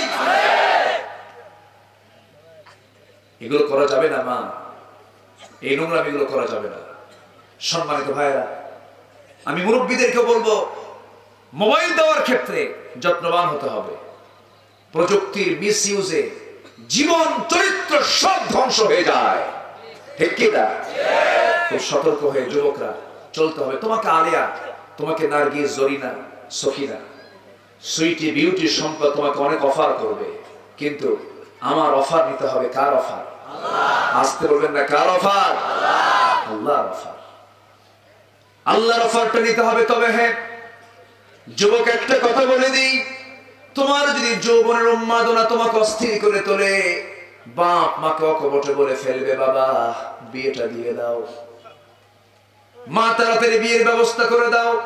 আমি মুরব্বীদেরকেও বলবো, মুরব্বীরা, একটা মানুষের চাহিদা 2 প্রকার, একটা হলো পেটের ক্ষুধা, আর একটা হলো যৌবনের ক্ষুধা। যখন বয়স হয়ে যাবে, বাপ মারও দায়িত্ব আছে। যদি সেই ছেলেটা যদি গুনাহগার হয়ে যায়, তার ভাগ বাপেরও আছে না নাই? মায়েরও আছে না নাই? খেয়াল করতে হবে যৌবনের উন্মাদনা নিয়ে আসা যাবে না। উন্মাদনার তীব্রতা যদি চলে আসে অকপটে বলে ফেলবে।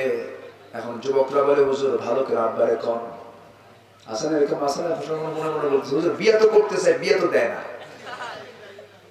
মেয়ের বাপরাও কৃপণতা করে মেয়েকে বিয়ে দিতে নিয়ে অনেক কন্ডিশন। হ্যাঁ ভালো দেখেন আপনি, কিন্তু দেখতে হবে সবার আগে অন্য কিছু না চরিত্র। বলেন অন্য কিছু না চরিত্র, অন্য কিছু না তাকওয়া। তাকওয়া দেখতে হবে, কিন্তু সেটা দেখার বালাই এখন নাই। মেয়েরা অবশ্য তাদের রুচিরও পরিবর্তন হয়ে গেছে। মেয়েরাও এখন ভালো ছেলেকে পছন্দ করতে চায় না। মুখে দাড়ি হলে মা আমি একটা ছেলে দেখেছি বিয়ে দেবো, মুখে দাড়ি আছে, খুব শিক্ষিত ছেলেকে, বাবা তোমার তো রুচি নষ্ট হয়ে গেছে, ও তো সাসা হয়ে গেছে, মুখে দাড়ি হলো এটা কোনো বর হলে বর কি দাড়িওয়ালা বানায়? এরকম মহিলা আছে না নাই বলেন? আছে না নাই? এগুলো হওয়া যাবে না। চরিত্রকে সুন্দর করবো আমরা। জোরে বলি ইনশাআল্লাহ, আর জোরে বলি ইনশাআল্লাহ। যুবক তোমার যৌবনকে একজনের জন্য বরাদ্দ করবা, তোমার স্ত্রীর জন্য। আমার মা আমার বোন আপনার যৌবনকে বরাদ্দ করবেন আপনার স্বামীর জন্য, একজনের জন্য বরাদ্দ করুন, শান্তি পাবেন। নচেত অশান্তির আগুনে দাউ দাউ করে চলবেন, সুখ শান্তি কোনটাই মিলবে না আপনার জীবনে। আল্লাহ পাক বোঝার তৌফিক দান করুন। জোরে বলি আল্লাহুম্মা আমিন। সম্মানিত ভাইয়েরা, কথাই তো কথা বাড়ে, অনেক কথাই আছে পড়ে আছে। বন্ধু হবে না 5 জন, বন্ধু হবে 3 জন। বলতেছিলাম 1 নম্বর বন্ধু আমার কে? আল্লাহ তাআলা। আল্লাহকে আমরা বন্ধু বানাবো। আল্লাহকে বন্ধুর পরিচয় নেওয়ার ক্ষেত্রে আল্লাহ যে আমার প্রকৃত বন্ধু এটা প্রমাণ করার ক্ষেত্রে সবচেয়ে বড় মাধ্যম হলো আমাকে আপনাকে নামাজি হতে হবে। অনিয়মিত না নিয়মিত? আসতে বলেন অনিয়মিত না নিয়মিত? একা না জামাতে? মনোযোগে না মনোযোগে? বুঝে না না বুঝে? জেনে না না জেনে? সুন্দর করে আমাকে আপনাকে নামাজ পড়তে হবে। আযান যখন হয়ে যাবে ছুটে যেতে হবে মসজিদের দিকে।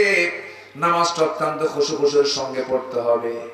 আমার নবীজি তার জীবনের সর্বশেষ যে বাক্য তিনি উচ্চারণ করেছেন, সর্বশেষ যে কথাগুলো তিনি বলে গেছেন জীবনের শেষ সময় এসে, দুনিয়ার পারিবারিক জীবনের কোনো কথা বলেন নাই, অন্য কোন ইবাদতের কথা বলেন নাই। আমার নবীজি যখন দুনিয়া থেকে বিদায় নিলেন, আমার নবীজি সর্বশেষ শব্দ চয়ন করেছেন নামাজ। নামাজ। জোরে বলি সুবহানাল্লাহ। কার হক? আসতে বলবেন না, কার হক? আল্লাহর হক। এটা নামাজকে আমরা ছেড়ে দেব না। নামাজটা কি ডেইলি ডিউটি মনে করব, যার কোনো অফ ডে নাই, যার কোনো থামাথামি নাই। মস্তিষ্ক বিকৃত না হওয়া পর্যন্ত কোনো বান্দার জীবনে কোনো নামাজের কোনো মাফ নাই। মাসলা এসেছে, কিতাব এসেছে, যদি কোনো মহিলার পেটে বাচ্চা চলে আসে, সেই বাচ্চার ডেলিভারির সময় যখন হয়ে যায়, ডেলিভারি হতে নিয়ে বাচ্চাটার মাথা দুনিয়াতে এসেছে, অঙ্গটা হাত পাটা এখনো পেটের মধ্যে আছে, নেফাসের হুকুম যতক্ষণ না আসবে ওই সময় নেফাসের হুকুম আসবে না। ওই সময় যদি ওই মা যদি তার সেন্স যদি ঠিক থেকে থাকে নামাজের ওয়াক্ত হয়েছে, ওই সময়ও তাকে ইশারা করে নামাজ আদায় করে নিতে হবে। সমুদ্রের মাঝখানে পড়ে গেছি, হাতটা উপরে আছে, বডি নিচের দিকে চলে আসছে, ওই সময় যদি মনে হয়ে যায় নামাজের ওয়াক্ত হয়ে গেছে, ইশারা করে নামাজটা পড়তে হবে। নামাজ ছেড়ে দেওয়া যাবে না। আমার নবীজি নামাজের ব্যাপারে খুব সতর্ক ছিলেন। সাহাবে কেরাম নামাজের ব্যাপারে খুব সতর্ক ছিলেন। আমার নবীর জীবনে 1 ওয়াক্ত নামাজ কোনদিন কাজা হয় নাই। 1 ওয়াক্ত নামাজ রাসূল কাজা করেছেন এমন কোন রেকর্ড নাই। আর যে সাহাবীরা দুনিয়াতে বসে জান্নাতের সংবাদ পেয়েছেন তাদের চোখের পানি ফুরায় না, আর আমাদের নামাজই হয় না। ঠিক কি না? ওমরে ফারুকের ঘোষণা এসেছে দুনিয়াতেই, ওমর তুমি জান্নাতি। সুবহানাল্লাহ বলবেন না? আবু বকর তুমি জান্নাতি, ওসমান তুমি জান্নাতি, আলী তুমি জান্নাতি, তালহা তুমি জান্নাতি। আল্লাহু আকবার বলেন। সম্মানিত ভাইয়েরা, অথচ তাদের জান্নাতের সংবাদ পাওয়ার পরেও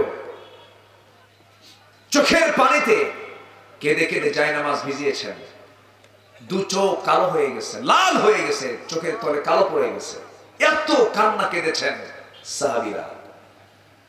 সম্মানিত ভাইয়েরা, ওমরে ফারুক রাদিয়াল্লাহু তাআলা আনহু যখন ক্ষমতার মসনদে বসলেন, কি জবাবদিহিতা!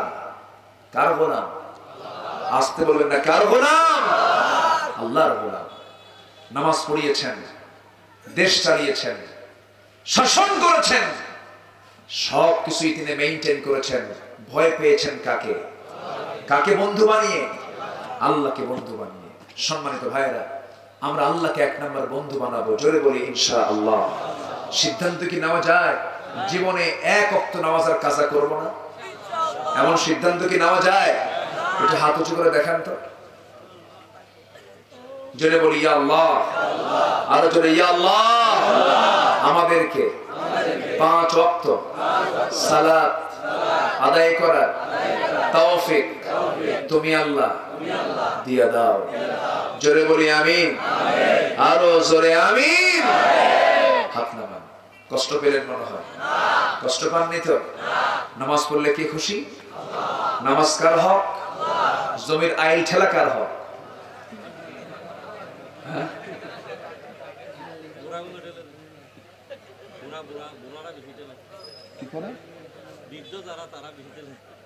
বুঝি নাই। ও আচ্ছা আচ্ছা, এই দেখেন বুড়া যুবক গন্ডগোল লাগছে। বুড়া যুবকরে ধমকে বুড়া যুবক বুড়ারে দোষ দিচ্ছে, বুঝলেন? মানে বলতেছে হুজুর বুড়া মানুষ এগুলো কাম বেশি করে, আইল ঠেলে বেশি। আইল ঠেলাঠেলি করা যাবে না। ঢাকাতে আমার এক ফ্রেন্ডের বিল্ডিং, আমার এক ফ্রেন্ডের জায়গা, উনি আমেরিকায় ছিলেন 10 বছর। 10 বছর পর দেশে এসে দেখে ওনার জায়গার উপরে 10 তলা বিল্ডিং। ওই ফ্রেন্ডের জায়গার উপরে 10 তলা বিল্ডিং। তো বিল্ডিং এর মালিককে ডাক দিয়ে বলেন, ভাই জায়গা আমার, আমার জায়গা আপনি বাড়ি করলেন, বিল্ডিং করলেন, এটা কি বৈধ হলো? কি বিল্ডিং আপনার হতে পারে, কি জায়গা আপনার হতে পারে, বিল্ডিংটা আমার। কি কথা কি বুঝতেছেন?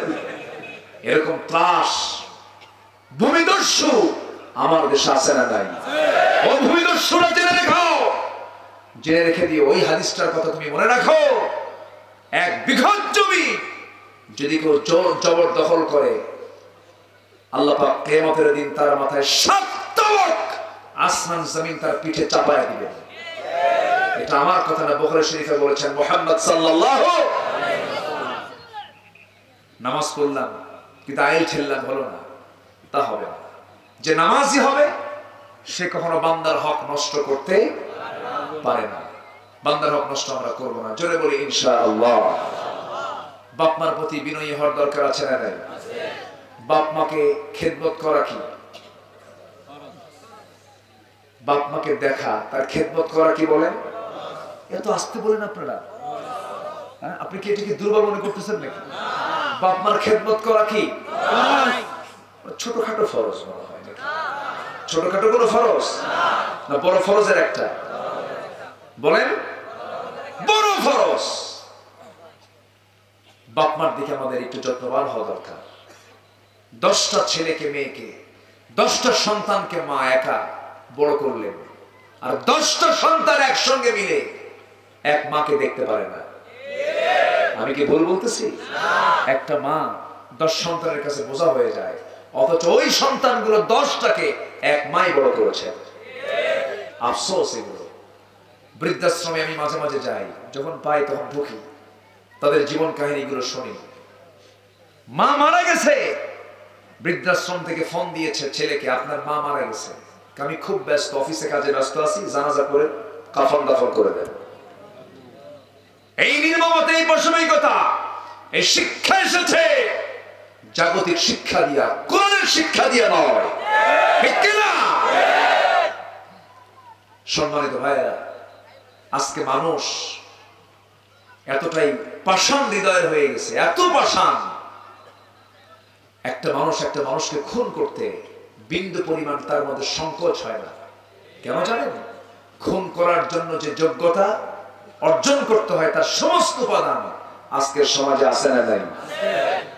1 নম্বর উপাদান হলো, বড় উপাদান হলো সমস্ত মাদক দ্রব্যকে ইজি করে দেওয়া, আমার দেশে মাদক দ্রব্য আছে না নাই? আছে না নাই? আছে। মাদক দ্রব্য কি ইজি করে দেওয়া হয়েছে। মদ আছে যেখানে, জেনা আছে, আর জেনা আছে যেখানে, খুন আছে সেখানে। আমার দেশে মদ আছে না নাই? জেনা লাইসেন্স আসতে কোন কেন? লাইসেন্স শুদ্ধ আছে। কি মনে করেন আপনি? মদ তো খাবেনই, লাইসেন্স শুদ্ধ আপনি মদ খাবেন, কোনো সমস্যা নেই। সম্মানিত ভাইয়েরা, এগুলো সব বন্ধ হয়ে যাবে। আমাদের সর্বশেষ আমি একটা মেসেজ আপনাদেরকে দিতে চাই। আলোচনা আমি শেষের দিকে যাচ্ছি। সর্বশেষ মেসেজ আমি দিতে চাই, সেটা হলো যে সমস্ত রোগ সমাজ থেকে নির্মূল হয়ে যাবে। শর্ত হলো এই জমিনে চালু করে দিতে হবে কার বিধান? আসতে বলবেন না, কার বিধান? আল্লাহর বিধান। সে বিধান কি শুধু দোয়া করলে আসবে? আসবে না। এই জন্য আল্লাহ বলছেন বন্ধু তিনজনকে বানাও। এক নম্বর বন্ধু হলেন আল্লাহ, নাম্বার 2 বন্ধু হচ্ছেন মুহাম্মদ সাল্লাল্লাহু আলাইহি ওয়াসাল্লাম, নাম্বার 3 বন্ধু হলো আমরা যারা আশেপাশে বসে আছি। আমাদের পারস্পরিক পরিচয় হলো আমরা ঈমানদার। আমরা কি ভালোবাসার দরকার আছে না নাই? কম না বেশি? আসতে বলবেন না, কম না বেশি? বেশি। আমার ভাইটা যদি মুশরিক হয়, আমার ভাই আগে না আমার দ্বীনি ভাই আগে? বলেন বলেন বলেন, আমার দ্বীনি ভাইটা আগে।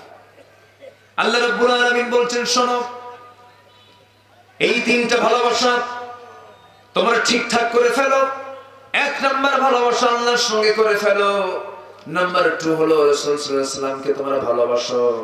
নাম্বার 3 হলো ওয়াল্লাযীনা আমানুল্লাযীনা ইউকিমুনাস সালাহ ওয়া ইউতুনাস যাকাতা ওয়া হুম রাকিউন। নাম্বার 3 হলো যারা ঈমানদার তাদেরকে তোমরা বন্ধু বানাও।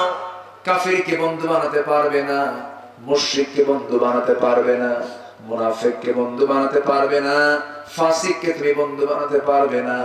এই যার 5 জন যে একটা লিস্ট দিয়েছে তাদেরকে তুমি বন্ধু বানাতে পারবে না। যদি তুমি ঈমানদারকে বন্ধু বানাতে পারো, যেমন করে সাহাবায়ে কেরাম তাদের মধ্যে ভ্রাতৃত্বের বন্ধন তৈরি করেছিলেন, সেই ভ্রাতৃত্ব তোমার তৈরি করতে হবে। আর এই ভ্রাতৃত্ব ছাড়া কখনো জমিন আল্লাহর দ্বীন কায়েম হওয়া সম্ভব হবে না। এই ভ্রাতৃত্ব তৈরি করতে হবে। আল্লাহ কাকে ভালোবাসেন? ইন্নাল্লাহা ইউহিব্বুল্লাযীনা ইউকাতিলুনা ফি সাবিলিহি সাফফান কাআন্নাহুম বুনয়ানুম মারসুস।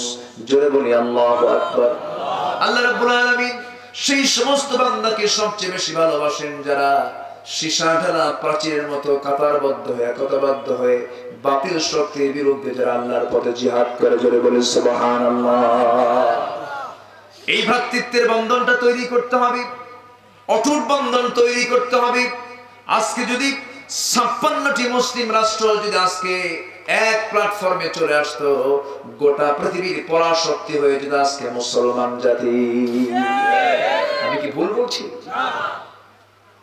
আমার ভাইয়েরা, আজকে ফিলিস্তিনে মার খাচ্ছে মুসলমান, আজকে কাশ্মীরে মার খাচ্ছে মুসলমান, ফিলিস্তিনে মুসলমানকে মারতেছে ইহুদিরা, আফগান ইরাকের মুসলমানকে মারলো খ্রিস্টানেরা, কাশ্মীরের মুসলমানদেরকে মারলো হিন্দুরা,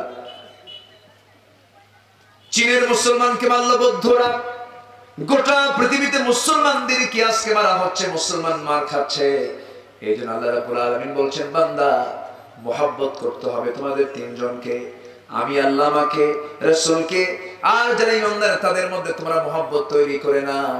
এই মুহাব্বতের বন্ধন যদি অটুট হয়ে থাকে, আর এই মুহাব্বত নিয়ে তোমরা যদি জমিনে ঝাঁপিয়ে পড়তে পারো, আমি আল্লাহ আমার কুদরতের সাহায্য আমি তোমাদের প্রতি নাজিল করে দেব। জোরে বলে সুবহানাল্লাহ। আমাকে সাহায্য করবেন কে? আল্লাহ। আসতে বলবেন না, কে? আল্লাহ সাহায্য করবেন। আল্লাহ রাব্বুল আলামিন আবার বলছেন কোন ঈমানদার বন্ধু তোমার বন্ধু হবে, কোন ঈমানদার ব্যক্তিটা তোমার বন্ধু হয়ে যাবে। আল্লাযীনা ইউকিমুনাস সালাতা ওয়া ইউতুনাস যাকাতা ওয়া হুম রাকিউন। ওই সমস্ত বান্দা ঈমানদার যারা নামাজ কায়েম করে। নামাজ কায়েম করা, নামাজ আদায় করা কি এক কাজ না 2 কাজ? 2 কাজ। নামাজ আদায় হলো একটা বিষয়, নামাজ কায়েম কিন্তু আরেকটা বিষয়। নামাজ আদায় করতে নিয়ে কোনো সমস্যা কারো হয় না। মুনাফিকও নামাজ পড়ে, মুমিনও নামাজ পড়ে, কিন্তু মুনাফিক কখনো কিন্তু জিহাদে যায় না, কিন্তু একজন ইমানদার জিহাদের ময়দানে চলে যায়। ঠিক কিনা বলেন? মুনাফিক কিন্তু দান সদকাও করবে, মুনাফিক কিন্তু চোখের পানি ফেলে ফেলে কাঁদবে, বিশেষ বিশেষ দিন আসবে কেঁদে কেঁদে জারে জার হয়ে যাবে, দাড়িগুলো ভিজে ফেলবে, গালগুলো ভিজায় ফেলবে। কিন্তু ক্রাইসিস পিরিয়ড যখন চলে আসবে, যুদ্ধের ডাক যখন চলে আসবে, জীবন হুমকির সম্মুখীন যখন হয়ে পড়বে, তখন সে মুক্ত করে যাবে। আল্লাহ বলছেন, শোনো, ওই সমস্ত বান্দা নয়, আমার ইমানদার বান্দা নয়, যারা নামাজটাকে কায়েম করবে। নামাজ আদায় করতে গেলে কোনো কষ্ট হবে না, কিন্তু নামাজ কায়েম করতে গেলে সেই জায়গায় ঝড় ঝাপটা আছে না নাই, হুমকি ধামকি আছে না নাই, জেল জুলুম আছে না নাই, নির্যাতন নিপীড়ন আছে না নাই। আমার ভাইরা, আল্লাহ বলছেন, ইমানদারের পরিচয় যদি দিতে চাও, নামাজি হয়ে নামাজ কায়েমের সংগ্রামে তুমি শামিল হয়ে পড়ো। ওয়ায়ুতুনা যাকাত, যারা যাকাত দেবে, এবং যারা রুকুকারী হবে, এই তিনটা গুণ যার মধ্যে পাওয়া যাবে, সেই সমস্ত ইমানদার বান্দাই হবে তোমার জীবনের বন্ধু। জোরে কান সুবহানাল্লাহ। আল্লাহ পাক এরপরে রেজাল্ট জানায় দিচ্ছেন, শোনো, এতক্ষণ তো জানায় দিলাম তোমার বন্ধু কারা হবে এবং ইমানদার কোন ধরনের ইমানদার তোমার বন্ধু হয়ে যাবে। এবার আল্লাহ রাব্বুল আলামিন সেকেন্ড আয়াতে বলছেন, ওয়া মান ইয়াতাওয়াল্লাল্লাহা ওয়া রাসূলাহু ওয়াল্লাযীনা আমানু ফাইন্না হিজবাল্লাহি হুমুল গালিবুন। যে বান্দা আল্লাহকে বন্ধু বানাবে, রাসূলকে বন্ধু বানাবে এবং ইমানদারকে যারা বন্ধু বানাবে, আল্লাহ বলেন, শোনো, এই টিমটা হয়ে যাবে কার টিম? এই টিমটাই, দলটা হয়ে যাবে কার দল? আমরা দল করব কার? আসতে বলবেন না, কার? আমার রবকে। একটু জোরে বলেন, আমার রবকে। আমার নেতাকে। আমার নেতাকে। আবার বলেন, আমার নেতাকে, আমার রবকে, আমার নেতাকে, আমার দল কি? ধাক্কা খেলেন কেন? বলতে দেরি হয় কেন? আমার দল কি? আরো জোরে, আরো জোরে, আরো জোরে। মনে থাকবে না? মঞ্চ থেকে বের হলি শেষ। হ্যাঁ, এটা আমার মাথায় যেন থাকে। আমার রব আল্লাহ, আমার নেতা মুহাম্মদ সাল্লাল্লাহু আলাইহি ওয়াসাল্লাম, আমার দল ইসলাম। এই তিনটার ভিতরে যদি কেউ ভাগ বসাতে চায়, যদি কেউ অধিকার খাটাতে চায়, এই তিন জায়গায় যদি কেউ এই স্বপ্নকে যদি দাবি করে বসে না, ইসলাম দল করা যাবে অন্য দল, নেতা রাসূলকে মানা যাবে অন্য নেতা, এই জাতীয় কোনো ভাগ যদি কেউ বসাতে চায়, সোজা তার গলা চেপে ধরবে। ঠিক কিনা? কোনো আপোষ করা যাবে না। আমার জান্নাত আমাকে খুঁজে নিতে হবে। ঠিক কিনা? আমার রবকে আমার খুঁজে নিতে হবে, আমার রাসূলকে আমার খুঁজে নিতে হবে, আমার বন্ধুকে আমার খুঁজে নিতে হবে। আল্লাহ তুমি কবুল করে নাও, আল্লাহ তুমি কবুল করে নাও। মাহফিলে কি মা বোন আসছে? আছে, মা বোনরা আছে? হ্যাঁ, তাহলে কি করছে এতক্ষণ আমার বলেন নাই? মায়েরা তো খুব ভালো, বলি আলহামদুলিল্লাহ। তাহলে আপনারা চলে যান, এখন মায়েদের অসুবিধা করি। খুব ভালো, অনেক মা বোন আসছেন, বলি আলহামদুলিল্লাহ। আল্লাহ তুমি মাদেরকে কবুল করো। মায়েরা কি পর্দায় থাকে? থাকে। আমি তো কক্সবাজারে আসি, ভালোই পর্দা টর্দা ভালোই আছে কক্সবাজারে, আছে না? মোটামুটি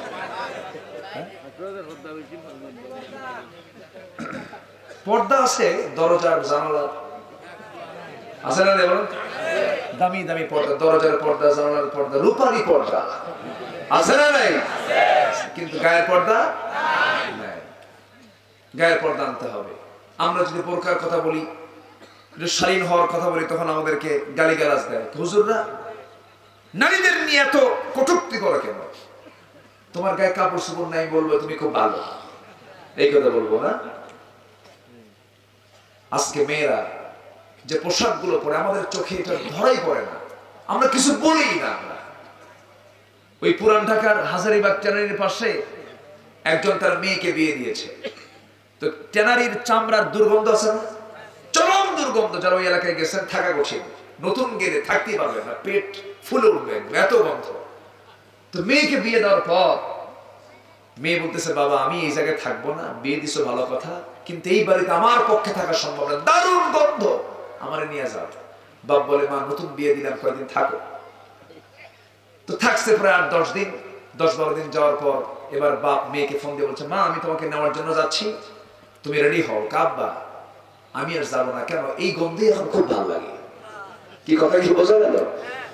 আজকের এই আকাম কুকাম গুলো দেখে দেখে যেন আমাদের চোখে এটা মানানসই হয়ে গেছে। না, ইমামদের এটা মানতে পারে না।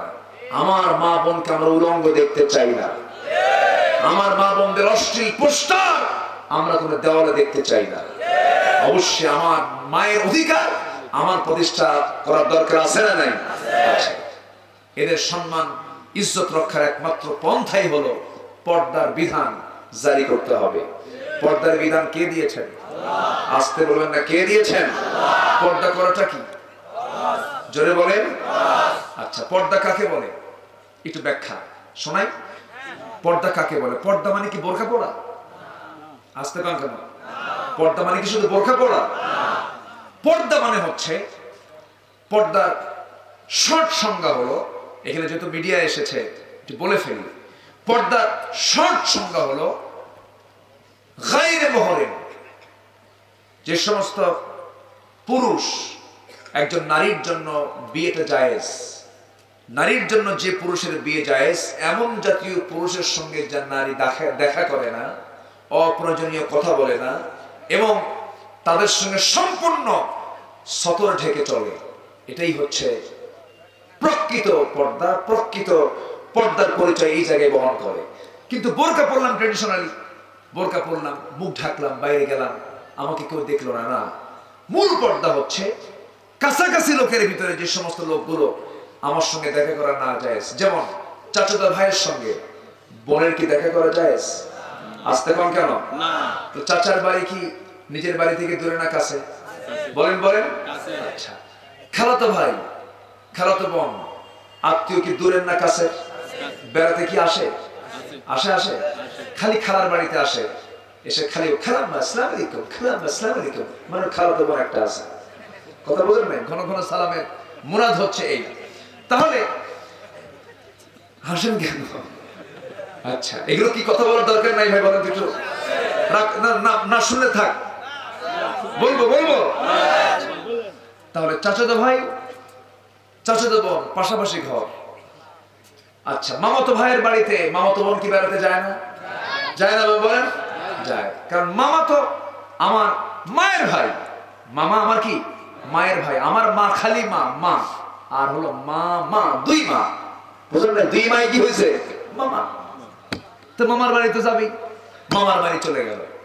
এখন মামার বাড়িতে যাওয়ার পর মা মামার সঙ্গে দেখা করা জায়েজ আছে না নাই? বলেন।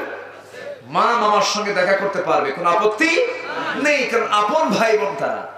কিন্তু মামাতো ভাই মামাতো বোন, এখানে কি পেঁচ লাগার সম্ভাবনা আসতে কেন? আছে না নাই? তাহলে মামাতো ভাই ফুফাতো ভাইয়ের সঙ্গে মনে হয় দেখা করা যায়, দেখা করা যাচ্ছে। তাহলে ফুফাতো ভাই মামাতো ভাই খালাতো ভাই চাচাতো ভাই দেখা করা যাবে? পেঁচ কি লাগে? এগুলোতে পেঁচ লাগে? কম লাগে না বেশি লাগে? কম লাগে না বেশি লাগে? সব মজা চাচাতো ভাই মামাতো ভাই মেয়েরা সব বলে, সব নিজের আত্মীয়ের মধ্যে বিয়ে সাথে হওয়া লাগে না, তোর বিয়ে আমি করাই দেবো। এরকম এরকম দুষ্ট চরিত্রের কিছু ছেলে পেলে আছে না নাই? এগুলো করার কোন সুযোগ দেওয়া যাবে না। পর্দার বিধান যদি কেউ মানতে চায়, নিকটতম আত্মীয় স্বজনদের সঙ্গে পর্দা করতে হবে সবার আগে। দুলা ভাই দেখা করে জায়েজ আছে? হ্যাঁ, জায়েজ নাই। কত শালি, ম্যাক্সিমাম শালি এখানে এলাকায় শালি কয় না কি কয়? না, হালি হালি হালি না, আলী আলী আলী সাহাবীর নাম বানায় ফেলেছেন শালি না? আচ্ছা, হালি, যাই হোক যেটাই বলেন, আলী আলী। তো শালি কি দুলাভাইয়ের হুন্ডার পিছনে বসতে পারবে? বসে, এখন বসে বসে না? বসে। দুলাভাইকে আরো সামনে আসো, আছে না নাই বলেন তো? ব্রেক একখান জোরে মাইরা একদম কাছে টেনে নেয়। এরকম দুষ্ট দুষ্ট দুলাভাই আছে না নাই? যদি শালি একটু দূরেও বসে, একটু গ্যাপ করে এমন জোরে ব্রেক মারে, সে গ্যাপ পূরণ করে। আল্লাহ বোঝে না? আল্লাহ ঠিকই বোঝে। এজন্য ব্রেক মারার সুযোগই দেওয়া যাবে না, কোনো বসাবসি নেই, পর্দা অবলম্বন করতে হবে। সারা জীবন হুন্ডার পিছনে চড়ছে, শালি গেছে মারা। দুলাভাই করছে কি, শালির কবরে নামছে তাকে লাশ দাফন করার জন্য। তো ইমাম সাহেব যখন দেখছে যে শালির কবরে দুলাভাই নামছে, যখন জানছে দুলাভাই শালির কবরে নামছে, লা হাওলা ওয়ালা কুওয়াতা ইল্লা বিল্লাহ, এটা কি করছে, তাড়াতাড়ি ওঠেন, আপনার কবরে নামাজ জায়েজ নাই। দুলাভাই মুসকে মুসকে হাসি আর কয়, সারা জীবন হুন্ডার পেছনে নিয়ে ঘুরলাম, তাজা শালি আর মরা শালি এখন ফতুয়া শুরু হয়েছে। কি কথা বলছেন? এই হলো অবস্থা। তো এই জন্য এই নিকটতম যে সমস্ত আত্মীয় স্বজন গুলো আছে, আমার মা, মেয়ে, বোন, সবাইকে এই ক্ষেত্রে সতর্ক করার দায়িত্ব আমাদের। ছোট না বড়, সুন্নত দায়িত্ব না ফরজ দায়িত্ব? আমরা এগুলো দেখবো, জোরে বলি ইনশাআল্লাহ। আল্লাহ তুমি মা বোনদেরকে ইসলাম মেনে চলার তৌফিক দিয়ে দাও। আরো জোরে আমিন। মোবাইলে মিস কল মারা যাবে? আস্তে করে, মোবাইলে মিস কল মারা যাবে? এক যুবককে হুজুর মিস কল মারতে মানা করলেন, কোরআন শরীফে মিস কল আছে। কোথায়? কে ফামাইয়া আমাল মিস কলা, যখন নাউজুবিল্লাহ, কোন কল টল দেওয়া যাবে না। আমরা খেয়াল করবো এগুলো, জোরে বলি ইনশাআল্লাহ। আল্লাহ তুমি আমাদেরকে সকল প্রকার ফিতনা থেকে বাঁচাও, জোরে বলি আল্লাহুম্মা আমিন। আল্লাহ আমাদের যে বৈধ পথ দিয়েছেন, সেই বৈধ পথ অবলম্বন করার তৌফিক দিয়ে দাও। ফজর নামাজ সবাই পড়বো ইনশাআল্লাহ। নামাজ কাজা হবে কালো? জি, আল্লাহ যেন কবুল করে নেন। এসেছিলাম 16তে, এখন 2021, 5 বছর পর আবার এসেছে এই মাঠে। আমি খুবই আনন্দিত আপনাদেরকে দেখে। আল্লাহ তুমি আমাদের এই মহব্বতকে হাসর পর্যন্ত গড়ায় দাও, জোরে বলি আল্লাহুম্মা আমিন। সবাই যে যেখানে আছেন বসে পড়ি। আমরা চাইবো কার কাছে? আল্লাহর কাছে আমরা চাইবো। সুবহানাকা আল্লাহুম্মা আশহাদু আল্লা ইলাহা ইল্লা আনতা আস্তাগফিরুকা ওয়া আতুবু ইলাইক। আমরা সবাই, হ্যাঁ, অনেকে দোয়া চেয়েছেন।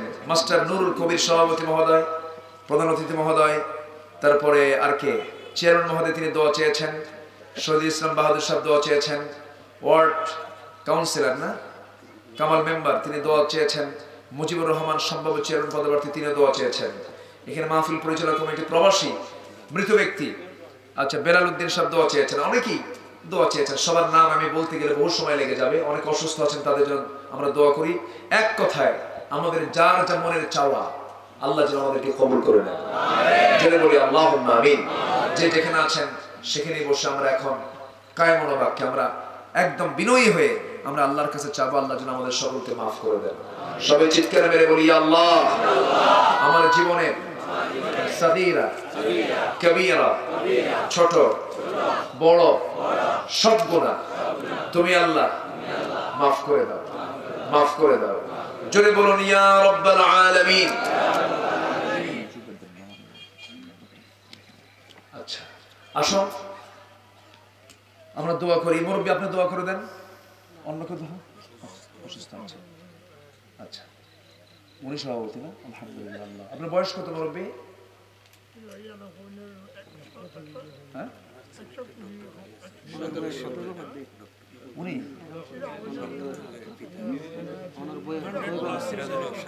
তাই?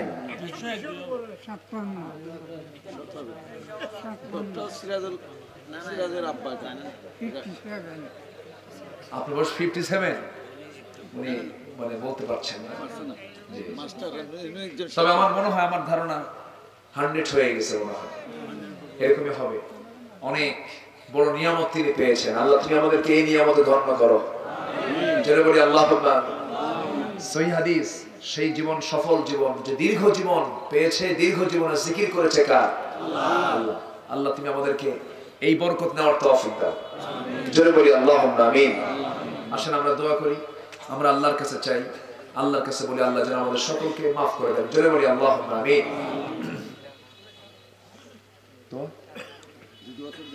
اللهم آمين.